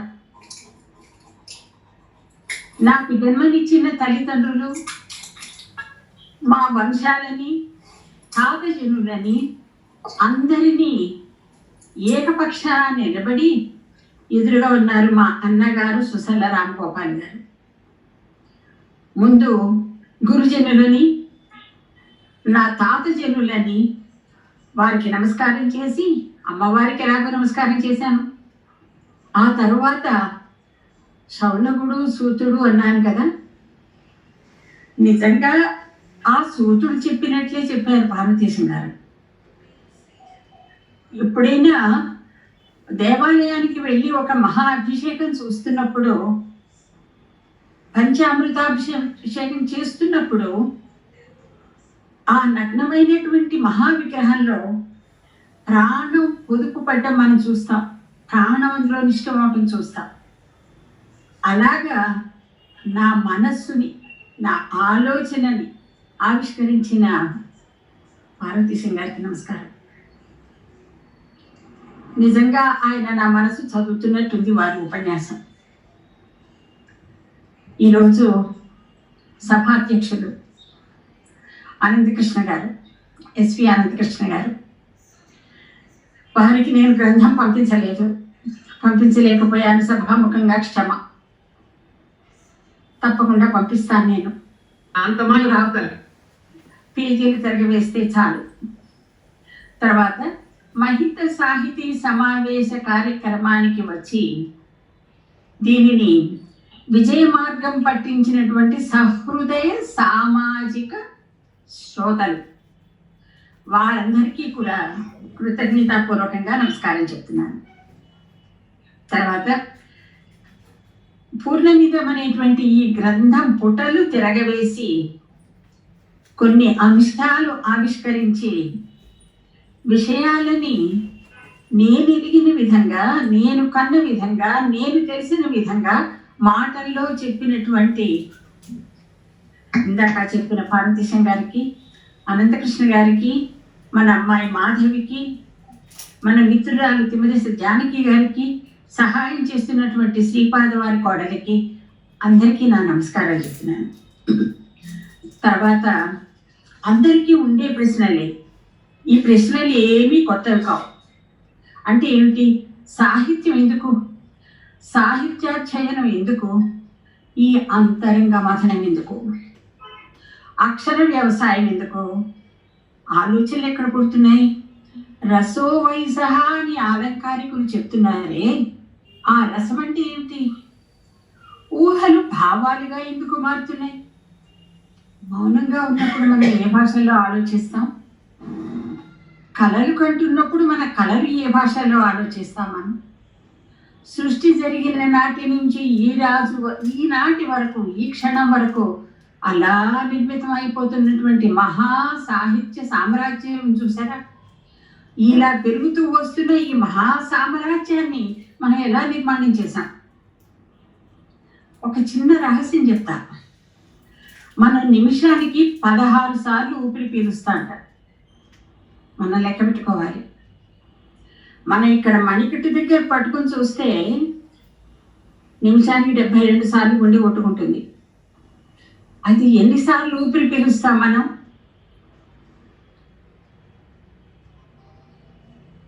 క్షమించాలండి, బ్రేక్ అయిందా? క్షమించాలి. మనం 72 సార్లు ఊపిరి పీల్చినప్పుడు, గుండె కొట్టుకుంటున్నప్పుడు ఎన్నిసార్లు ఊపిరి పీలుస్తామంటే మనం 16 సార్లు ఊపిరి పీలుస్తాం నిమిషానికి. అంటే గంటకి 960, రోజుకి 24,500 సార్లు ఊపిరి పీలుస్తాం మనం. అయితే ఒక్కొక్క నిమిషంలో ఎన్ని ఆలోచనలు వస్తాయి మనకి? అది ఈనాటి వైజ్ఞానిక శాస్త్రం అని చెప్పాలి. ఒక్కొక్క ఆలోచనకి ఎంతకాలం పడుతుంది? మనం ఊపిరి పీల్చి వదిలే లోపల ఎన్ని ఊహలు వస్తున్నాయి మనకి? ఎన్ని ఊహలు నిలబడుతున్నాయి? అవి లెక్క పెడితేట నిమిషానికి 49.6 అని మన వైజ్ఞానికవేత్తలు చెప్పారు. అంటే 49-50 మధ్య అన్నమాట. అయితే రోజుకి 70,000 ఊహలు వస్తాయి మనకి. ఒక రోజుకి 70,000 ఊహలకి ఒక్కొక్క ఊహ, చిన్న ఊహ తీసుకుందాం, లేదు కాదు 2 అక్షరాల ఊహలు. ఎన్ని అక్షరాలు వాడుతున్నాం? ఒక 24 గంటల్లో ఎన్ని అక్షరాలు పాపం మన శిరస్సు వాడుతుంది? ఈ అక్షరాలు ఎలా ఇన్ని ఇక్కడ ఉన్నాయా? ఏ గంపలో ఉన్నాయి? ఏ గంపలోంచి ఎలా తీసుకుంటున్నాం? ఆ మాట ఎలా నిర్మాణం చేసుకుంటున్నాం? ఊపిరి పీలుస్తున్నప్పుడల్లా, ఊహ వచ్చినప్పుడల్లా ఈ 70,000 ఊహలు ఎన్ని బతికి బట్ట కడుతున్నాయి? నిజంగా ఆలోచిస్తే రాత్రి పడుకునేటప్పుడు ఎన్ని ఊహలకి మనం రూపం ఇవ్వగలుగుతున్నాం? అన్నీ పుడుతూనే ఉన్నాయి, పోతూనే ఉన్నాయి, ఒకటో రెండో రూపం తీసుకుంటున్నాయి. ఆ ఊహకి వచ్చిన అక్షరాలు ఏమిటి అంటే అక్షరాలకి బలం ఉంది. అయితే ఇదంతా ఎందుకు? ఈ మదనంతా ఏమిటి? మనకి ఎన్ని ఉంటున్నాయి, ఎన్ని పోతున్నాయి, వీటిలో మన ప్రమేయం ఏంటి? నేనేం చేశాను, నేనేం చేయకపోతే నా లోపల ఎలా వస్తాయి? నేనే కదా చేశాను. అయితే వాటిలో జాగ్రత్త పడాలి కదా. ఊహకైనా ఊపిరికైనా మనం జాగ్రత్త పడాలి కదా. అయితే ఆ జాగ్రత్తని, దీనిని మనం ఉన్నామని మనం అంటున్నాం కదా. మనం ఉంటున్నది శబ్ద ప్రపంచంలో. మన లోపల శబ్దమే, పైన శబ్దమే. బహిరాకాశం ఘటాకాశం రెండు ఒకటే. ఆ మాటలు జోలికి పోవట్లేదు మనం. అయితే మనందరం కూడా మాటల వ్యవసాయం చేసి సాహిత్యం పేర పంచుకుంటున్నాం. ఈ ఆలోచనలు అనేటటువంటి హలాలు పట్టుకుని సాహిత్యము అనేటువంటి పంట భూములు తున్ని మాటలు తయారు చేసుకుని సాహిత్యం చేసుకుని పంచుకుంటున్నాం మనం. అయితే ఈ సాహిత్య విషయంలో మనం జాగ్రత్త పడవలసిన అవసరం ఉంది. ఈ సహస్రాధికమైనటువంటి ఈ ప్రశ్నలన్నిటినీ వేదాంతం అని, మాటల గారడి అని, లేదంటే అవన్నీ వేదాలని పక్కకి పెట్టేసే వర్గం వాళ్ళు ఉన్నారు చూసారా. వాళ్ళందరికీ నమస్కారం పెట్టి వాళ్ళు వదిలేతారు. వాళ్ళు మనకొద్దు. ఎందుకంటే ఆ మార్గం కాదు మనకు కావాల్సింది. మనం పట్టవలసింది, మనం బ్రహ్మవాదులం, సత్యవాదులం. అబ్రహ్మవాదులం కాదు. బ్రహ్మవాదంలో ఉండేటువంటి బ్రహ్మ మార్గం పట్టినటువంటి వారికి మధ్యవల దొరికేది అక్షరమే. అయితే రంగు, రుచి, వాసన లేనిది ఊహ అని గుర్తుపెట్టుకోవాలి. అది చాలా ప్రధానమైన అంశం. అది దానికి రంగు, రుచి, వాసన ఉండదు. ఒక్కొక్కటి వచ్చేటప్పటికి భావంగానో, ఉద్దేశంగానో, కోరికగానో, అభిప్రాయంగానో, ఇంకేదిగానో మార్పు చెందుతుంది. అయితే ఈ ఊహలని ఎలా చూడాలి అంటే నిజంగా చూడవలసిన అవసరం ఉన్నదండి. మనకి మనసులో వస్తాయి భావాలు, ఆలోచనలు అని. అంటే analytical mind, rational mind, experiential mind and mind. మనోబుద్ధి, చిత్త, అహంకారాలు. ఈ నాలుగిటికి 4 రకాల పనులు. వాటి వేరే వేరే ఉద్యోగాలు ఉన్నాయి. దేని ఉద్యోగాలు చేస్తాయి. అయితే వీటన్నిటికీ ముందు ఎక్కడుంది? ఊహ ఉంది. ఆ ఊహకి రంగు, రుచి, వాసన లేదు. అంటే అబ్సల్యూట్ ప్యూరిటీ, అబ్సల్యూట్నెస్, సత్యము. దానికి ముందుగా 7 దశలు ఉన్నాయండి. అది రహస్యం అంతా. మనకి వాక్యపదీయంలో భర్తృహరి మహానుభావుడు పరాపసింతి మధ్యమ వైఖరి గురించి చెప్పాడు. ఆయన ఇక్కడ పరా ఉంది, వైఖరి ఇక్కడి నుంచి వస్తుంది అని. అయితే ఈ పరాదేవత ఒక స్థానంలో నిలబడడానికి ముక్కాలి పీట. ఏంటా ముక్కాలి పీట? మన దేహము, మనస్సు, జ్ఞానము అని 3 కాళ్ళ మీద నిలబడ్డ ఈ ప్రాణి ఏదైతే ఉన్నాడో, ఆ ప్రాణిలో ఉండేటువంటి జీవి ఉన్నాడో, ఆ జీవికి ఆత్మ ఉందో, వీటికి ప్రధానమైనటువంటి ఒక పదార్థం ఉన్నది. మూల పదార్థం బ్రహ్మ పదార్థం. అది ఊహ. ఊహ అంటే ప్రజ, చక్కగా పుట్టినది అని అర్థం. ప్రజ అంటే ఊహ. ఈ ప్రజలకు అధిపతి నేనే ప్రజాపతి. మన మంత్రి గారు ఎవరో కాదు, అక్కడ కూర్చున్న వాళ్ళు ఎవరు కాదు, మనమే ప్రజాపతిలో. ఈ ప్రజాపతి ఏం చేస్తున్నారు అంటే, నాకు ఈ శక్తి రావడానికి 7 దశలు ఉన్నాయి. వాటి పేర్లు మాత్రం చెప్తాను. మీకు ఇందులో ఏ ఒక్క మాట జ్ఞాపకం ఉన్నా సంతోషమే నాకు. ఉపాంశు, ధ్వాన, నిమద, ఉపధిమత్, మంద్ర, మధ్యమ, తార. 7 దశలు. ఊహ మన చేతికి అందడానికి, మన మనసుకు అందే లోపల జరిగే 7 దశలు అవి. మనసుకు అందిన తరువాత వచ్చేవి పరాపసింతి మధ్యమ వైఖరి. వీటిని గురించి మనం తెలుసుకోవాలి. ఎందుకు తెలుసుకోవాలి అని మీరు నన్ను అడగచ్చు. ఒక విషయం చెప్తానండి నేను. మనందరినీ కూడా పచ్చగా ఉండాలి అంటున్నారు మన భారతదేశ ప్రధాని నరేంద్ర మోడీ గారు. మనం పచ్చగా ఉండడం అంటే ఏమిటండి? గో గ్రీన్ అనే నినాదం వింటున్నాం కదా. అంటే ఏంటంటే దానికి మొట్టమొదటి మెట్టు మన నోటి మాట శుద్ధి కావాలి. నోటి మాట శుద్ధి కావాలి అంటే మన మనసు శుద్ధి కావాలి. మనసు శుద్ధి కావాలి అంటే ఆలోచన శుద్ధి కావాలి. ఆలోచన శుద్ధి కావాలి అంటే భావం కావాలంటే ఊహ కావాలంటే అక్షరం. మరి చూడండి, ఆ ప్రయాణం ఎంత లోపల వెనక్కి. మనం ఇక్కడ తాళాలు తీసుకునేంతసేపు బయటికి వెళ్తున్నాం, కానీ లోపలికి వెళ్ళటం లేదు. లోపలికి వెళ్ళవలసిన అవసరం ఉన్నది. మన ప్రధాని గారు చెప్పిన అంశాన్ని పెట్టుకుంటే, సాహిత్యం ఎందుకు అంటే ఊహలు శుభ్రం చేసుకోవడానికి, తర్వాత ఆలోచనలు అదుపులో పెట్టుకోవడానికి, భావాలను శుద్ధి చేసుకుని అంతరంగ వాతావరణాన్ని పరిశుభ్రంగా ఉంచుకోవడానికి, నోటి మాటని పదిలంగా ఎలా వాడాలో తెలుసుకోవడానికి, అంటే మహిత సాహితీ మహోదయానికి అన్నమాట. దీనికి ఇంకో పేరు మనం చెప్పచ్చు, ఏంటంటే మానసిక పర్యావరణ పరిరక్షణ. మన పత్రికల్లో చదువుతున్నాం కదండి, పర్యావరణ పరిరక్షణ అని. అదే మాట మనసుకి మనం అన్వయించుకోవాలి. అంతరంగ పర్యావరణ పరిరక్షణ అంటే ఇంగ్లీష్లో చెప్పుకుందాం అనుకోని, cleaning inner ecosystem, protecting inner ecosystem. అందుకని సాహిత్యం ఎలా ఉండాలి అంటే కల్తీ లేకుండా, కల్మషం లేకుండా, శుభ్రంగా ఉంటే అదే మన నుంచి పైకి వస్తుంది. అయితే దీనికి కావలసిన అంశాలు కొన్ని ఉన్నాయి. సత్యావిష్కరణ ఒక ముఖ్యమైన అంశం, దానిని పాటించక తప్పదండి. తర్వాత అసలైన విషయాన్ని గ్రహించడానికి, అంటే విషయ గ్రహణకి ఆధారం ఈ సాహిత్యమే. మన ఆలోచనల అవగాహనకి చక్కటి మార్గం సాహిత్యమే. మన ఆనందానుభూతిని పంచుకోవడానికి అద్భుతమైన వేసినట్టు కూడా ఈ సాహిత్యమే. అసలైన రహస్యం ఏమిటి అంటే, ఈ సాహిత్యం అనేది మనం అందరూ నిర్వహించే అశ్వమేధ యాగ నిర్వహణ. అశ్వాలంటే ఏం కావండి, మన మనసులే. అంటే నేను అక్కడ కుజగృహానికి వెళ్ళిపోతాను, మార్స్.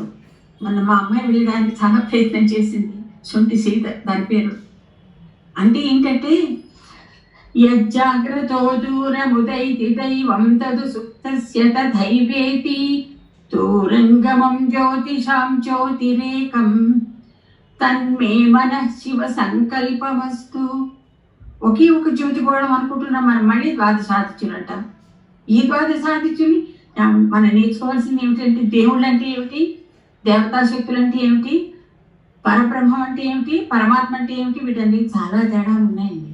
మనకున్న శక్తులే దేవుళ్ళు, మన శక్తులే దేవుళ్ళండి. వాళ్ళకి వేరే పేరు పెట్టుకున్నారు, రాముడు కృష్ణుడు అని. నిజం చెప్పాలంటే అర్థాలు ఉంటాయా, అర్థాలకి పేర్లు ఉంటాయా? మనకి తెలిసిన అర్థానికి రాముడు కృష్ణుడు కుక్క పిల్లి అని పేరు పెట్టుకున్నాం మనం. ఆ పేర్లకు అర్థాలు ఉండవు, అర్థాలకి పేర్లు ఉంటాయి. ఆ పేర్లు మనం పెట్టుకున్నాం, అంచేత అవన్నీ పక్కన పెట్టేద్దాం, లోపలికి వెళ్దాం. ఎందుకు లోపలికి వెళ్ళాలి అంటే, నిజానికి ఆట తెలిస్తే ఆడినట్లు కాదండి, పాట తెలిస్తే పాడినట్లు కాదు. అంటే అందరూ నాకు పాట తెలుసు, ఆట తెలుసు అనుకుంటే కుదరదు. పాడగలనా నోరు విప్పి? శృతిలో ఏమైపోతాయి? పాపం. శ్రద్ధ కావాలి, అధ్యయనం కావాలి, వాటి మీద ఉత్పత్తి కావాలి, సేవ కావాలి, త్యాగం కావాలి. సాహిత్య విస్తీర్ణత అంతటినీ కూడా మీ ఊహలకు వదిలేస్తాను నేను. ఆ సాహిత్య విస్తీర్ణత తెలియాలి అంటే బాహ్య ప్రపంచాన్ని, అంతరంగ ప్రపంచాన్ని కూడా సమానంగా చూడాలి మనం. అంతరంగ ప్రపంచాన్ని చూడడం అనేది మన శక్తి బట్టి ఉంది, బాహ్య ప్రపంచాన్ని చూడడం కూడా మన శక్తి బట్టే ఉంది. వ్యక్తికి శక్తికి ఉన్నటువంటి భేదం చిన్నదిగా తెలిస్తే ఈ వ్యక్తి గడప మీద నుంచుకుని లోపలికి బయటికి చూస్తున్నారు. మనకి శక్తి కావాలి, అటు చూడాలన్నా ఇటు చూడాలన్నా. ఈ శక్తికి ఆధారమైనటువంటిది ఏమిటి అంటే ఈ అక్షర శక్తి. అది మనది, మన సొంతం. మనం దాంతో పుట్టాం, ప్రతి ఒక్కళ్ళు పుట్టాం. ఈ రోజే కాదు, ఆది నుండి ఈ రోజు దాకా పుడుతూనే ఉన్నాం, ఇంకా పుడుతూనే ఉంటాం. మన శక్తి అంటే ఏంటండి? ఇది అందరిది, ఎవరిది వారికే కదా, అందరిది. ఇంతకు మించిన డెమోక్రసీ ఉందా? దీనిని ఏ మతానికి మనం అంటించద్దు అనుకున్నాం కదా, పేర్లు పెట్టుకుంటాం అర్థాలకి అనుకున్నాం కదా. దాన్ని మించిన సెక్యులరిజం ఉందా? మనం పత్రికలు ప్రభలు చదువుకుందాం, సమాజం చూసుకుందాం, రాజకీయాలు చూసుకుందాం, అన్నీ చూసుకుందాం. కానీ గ్రహించవలసింది ఏంటంటే అంతా మన దగ్గర ఉంది. మనమే, అంతా మనమే. మనమే పూర్ణమిదం అంటే నేను కాదు, మనం. అండమైన బ్రహ్మాండమైన పూర్ణమిదం. ఈ భావన రావడానికి నన్ను నడిపించినటువంటి మహానుభావులు విశ్వనాథ అచ్యుత దేవరాయలు గారు. దీనిని దాదాపుగా 15 ఏళ్ల పాటు నేను వారిని తలుచుకుంటే నాకు గగురుపాటు వస్తుంది. వారు నా చుట్టూ ఉండి నా ఎదురుకుండా కూర్చుని ఇలా తర్జన పట్టినట్టు ఉంటుంది నాకు ఎప్పుడు. He so alive around me. ఆయన చెప్పిన మాటలే ఈ అంశాలన్నింటినీ కూడా నేను గత 10 సంవత్సరాలుగా మా అన్నగారు సుసల్ల రామగోపాల్ గారితో నేను సంభాషిస్తూనే ఉన్నాను. వారు నా మనోవేదన, ఆర్తి, దాహం వీటన్నింటినీ వింటూనే ఉన్నారు ఆయన. నిజానికి మనం అందరం వినదే, మనందరికీ తెలిసిందే. మనకి దాహం ఉన్న సంగతి మర్చిపోతున్నాం మనం. ఎందుకంటే అంతగా ఎండిపోయింది మనకి లోపల. దానికి చక్కటి నీరు చల్లుదాం. మన ప్రధాని గారు చెప్పినట్టుగా పచ్చదనం పెంచుకుందాం. పచ్చదనం పెంచుకోవడం అంటే పంట పెంచుకోవడం. పంట పెంచుకోవడం అంటే ఫలం చేతికి అందడమే. మనకి అందిన ఫలం ఏమిటి అంటే మన ఆనందమే. మన ఆనందానికి కారణం ఏమిటి అంటే మన అనుభూతి. మన అనుభూతి అంటే మన అందరం అండి. ఇది జగత్ సంస్కార బీజాంకురి సంకేత శృతి పద్మచారిణి ఆవిడ. నమస్కారం గోవాని. అయితే ఈ గ్రంథం గురించి చెప్పవలసిన విషయాలన్నీ చెప్పారు. నేను మొట్టమొదట 1995 ప్రాంతంలో ప్రారంభం చేసి రాసినటువంటి తాళపాక అన్నమాచార్యులు నృత్య సంగీత గళాభిజ్ఞత అనే గ్రంథాన్ని వెలుగులోకి తీసుకురావడానికి దూరదర్శన్ ద్వారా నాకు సహకరించినటువంటి పారదర్శన్ గారికి మరోసారి నమస్కారం. తర్వాత నేను చేసినటువంటి నాదానంద, ఈ సంగీత స్వరాలు సామ చెప్పినటువంటి వర్ణ, స్వర, లయ, మాత్ర, బల, ఈ అంశాలని తీసుకొని పాట అంటే ఏం కాదండి, మనసు మాట్లాడే మాటే పాట. మనసు లేని మానవుడు ఉండడు అని ఇంతక మన అమ్మాయి చక్కగా చెప్పింది కదా. తర్వాత ఆవిడ ఆ ప్రశ్న అడిగారు కదా జానకి గారు, మనసు పాడే మాట పాట. ఈ పాట లోపల నుంచే వస్తుంది, ఈ మాట లోపల నుంచే వస్తుంది. వీటికి కావాల్సిన పదార్థాలు లోపల ఉన్నాయి, అన్నీ లోపలే ఉన్నాయి. ఓ మాట ఇంట్లోకి వెళ్దాం, తాళాలు తీసుకుని ఆ వెళ్ళి మన ప్రయాణం ప్రాణయాత్ర అయినప్పుడు, మన ప్రయాణం జీవయాత్ర అయినప్పుడు అది సామాన్యమైనటువంటిది కాదు. అయితే ప్రాణయాత్ర జీవయాత్ర అంటే ఏమిటంటే మన జీవన యాత్ర ఒక అక్షరం చేరింది. ఒక్క అక్షరం చేరి ఎంత పని చేసిందో చూడండి. నేను ప్రాణయాత్ర అంటే మీకు అర్థం కాదంటారు, జీవయాత్ర అంటే అర్థం కాదంటారు. మన జీవిత యాత్ర అన్నాను అనుకోండి అర్థం అవుతుంది. ఎందుకంటే నిత్యము అనుభూతులము ఉన్నాం మనం. ఈ అనుభూతి లోపల అవి రెండో కారణం. ఈ మూడిటికి కూడా కావలసింది మన దృష్టి. మన దృష్టిలో ఒక చిన్న మార్పు. నేను చాలా ఎక్కువ మాట్లాడుతున్నానేమో మాధవి, ఇంకొక 2 నిమిషాల్లో ముగిస్తాను, క్షమించాలి. ఏంటంటే ఎప్పుడైతే మనం లేదండి తలుపు తీసుకుని ద్వారం తీసుకుని ఆ ప్రపంచంలోకి వెళ్ళామో, ఆ ప్రపంచంలోంచి వెనక్కి రావడం మన చేతిలో లేదు, నా చేతిలో లేదు. నేను వెళ్ళిపోతాను అలా. నేను అది అయిన తర్వాత నాదానందం అని పేరు గ్రంథం రాశాను. 36 సంగీత లక్షణ గ్రంథాలు సంస్కృతంలో ఉండటం మూలాన సంస్కృత ఎంఏ చేసి పిహెచ్డి కోసం అని చెప్పి ఆ గ్రంథాలు 36ని పరిశోధన చేసి రాశాను. అది ఆంగ్లంలో ఉంది. 3వది నైమిషం. నైమిషం అంటే మన లోపల ఉండే మనసే నైమిషం. ఈ మనసులన్నిటిని వేరు చేయలేమండి. అన్నీ అందులోనే ఉంటాయి. ఇందాక నేను చెప్పిన 11 అంశాలు అంటే ఊహకి పుట్టడానికి ముందు ఉన్న 7, ఊహ వచ్చిన తర్వాత వచ్చినటువంటి 4 ఇవన్నీ ఇక్కడే ఉంటాయి. ఇక్కడే జరిగేదే ఇదే నైమిషం. నా మనసుని వివరించేదే నైమిషం ఆ గ్రంథం పేరు. తర్వాత వచ్చినది పూర్ణవిధం. ఇది పరిశోధన గ్రంథం. దీని తర్వాత ఈ సంవత్సరాంతంలో అక్షరపదీయం పేరు గ్రంథం తీసుకొని వస్తాను. ఎందుకంటే అకారమైన మన ఆరు పలికినప్పుడది మన నాటి నుండి నోటి నుంచి ఎక్కడ స్పర్శ లేకుండా వచ్చేస్తుంది.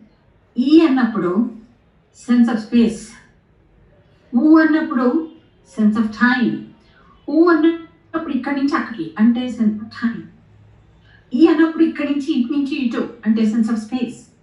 ఈ మూడే అండి మనకి మనుషులకి ఉన్నటువంటి ముక్కాలి మీద అన్నాను కదా ఇందాక. ఇవి ప్రతి అక్షరము కూడా ఒక కారణంగా మనం వాడతాం.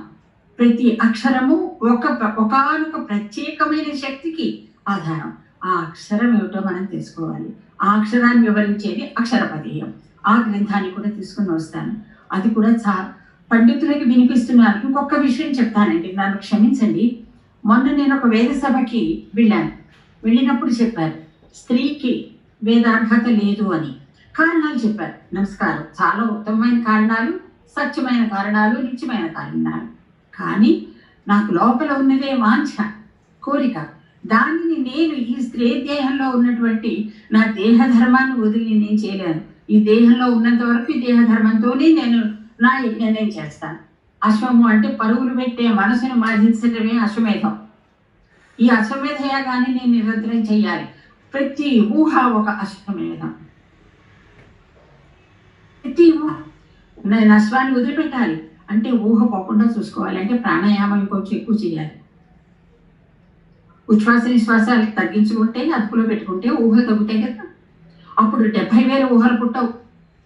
అంత అహింస ఉండదు మన లోపల. మనం అహింస గురించి ఎలా మాట్లాడతాం? వాటిని నిలబెట్టుకోవాలి. ఊహకి ప్రాణం పోసుకోవాలి. మనం అక్షరపదీయం అనేటువంటి మార్గంలో ప్రయాణం చేయడానికి నాకు మహామహులు అందరి ఆశీర్వచనము కావాలి. మా గురువు గారు రామవర్మ శరత్ బాబు గారు ఉన్నారు, వారి ఆశీర్వచనం కావాలి. మా తాత జనుడిని అందరి తరపున ఏకపక్షాన మా అన్నగారు ఉన్నారు. పరమమిత్రులు పండిత జనులు అందరూ ఉన్నారు. అన్నిటికన్నా ముఖ్యంగా మనసుకి దగ్గరైనటువంటి నా సఖులందరూ ఉన్నారు. ఆశించని అద్భుతం ఏంటంటే డాక్టర్ సుమన్లత, ఆవిడ హిందీ భాషలో చాలా ప్రసిద్ధమైనటువంటి వాడు. తను 50 సంవత్సరాల తర్వాత కలుసుకున్నాను నేను. చాలా సంతోషించే విషయం. ఇంతటి అద్భుతమైన ఆనందాన్ని అద్భుతాన్ని నాకు ఇచ్చి నిజమైన గ్రంథావిష్కరణ కార్యక్రమం అంటే ఇది. మాధవి, నీకు అని ఏకవచనం వస్తుంది, క్షమించాలి. చాలా ఆనందకరమైనటువంటి విషయం. చాలా కృతజ్ఞతలు. సభకి వచ్చినటువంటి ప్రతి వారికి కూడా మనస్ఫూర్తిగా నమస్కారం చేస్తూ ఈ గ్రంథాన్ని మీకు తెలిసిన వారికి పరిచయం చేయండి. ఎవరికన్నా కావాలంటే ఈ గ్రంథం అవైలబుల్. ఆ విషయాలన్నీ కూడా మాధవి చెప్తారు. మాస్టర్ గారు నమస్కారం అండి. మా మాస్టర్ గారికి వినిపించడం లేదు. రామవర్మ శరత్ బాబు గారికి నమస్కారం. మా అన్నగారికి అందరికీ నమస్కారం. సభాధ్యక్షులు అనంతకృష్ణ గారికి, జానకి గారికి, శ్రీపాద అమ్మాయి గారికి, మాధవికి, ప్రతి ఒక్కరికి భారతదేశం గారు so very happy to see you. నమస్కారం. మరి సెలవు. చాలా ధన్యవాదాలండి. మనసు లోతుల్లోంచి మాట్లాడటము అంటే ఏమిటో ఇవాళ మనం శారద గారి మాటల్లో తెలుసుకోవచ్చు. ఆవిడ మాట్లాడిన ప్రతి అక్షరము కూడా అనుభూతి చెంది చెప్పినవే కానీ నాలుక చివరి నుంచి ఒక్కటి కూడా రాలేదు. అమ్మా, ఎలా మాట్లాడాలి అన్న విషయం గురించి మీరు మీ దగ్గర నేర్చుకోవాల్సిన విషయాలు చాలా ఉన్నాయి.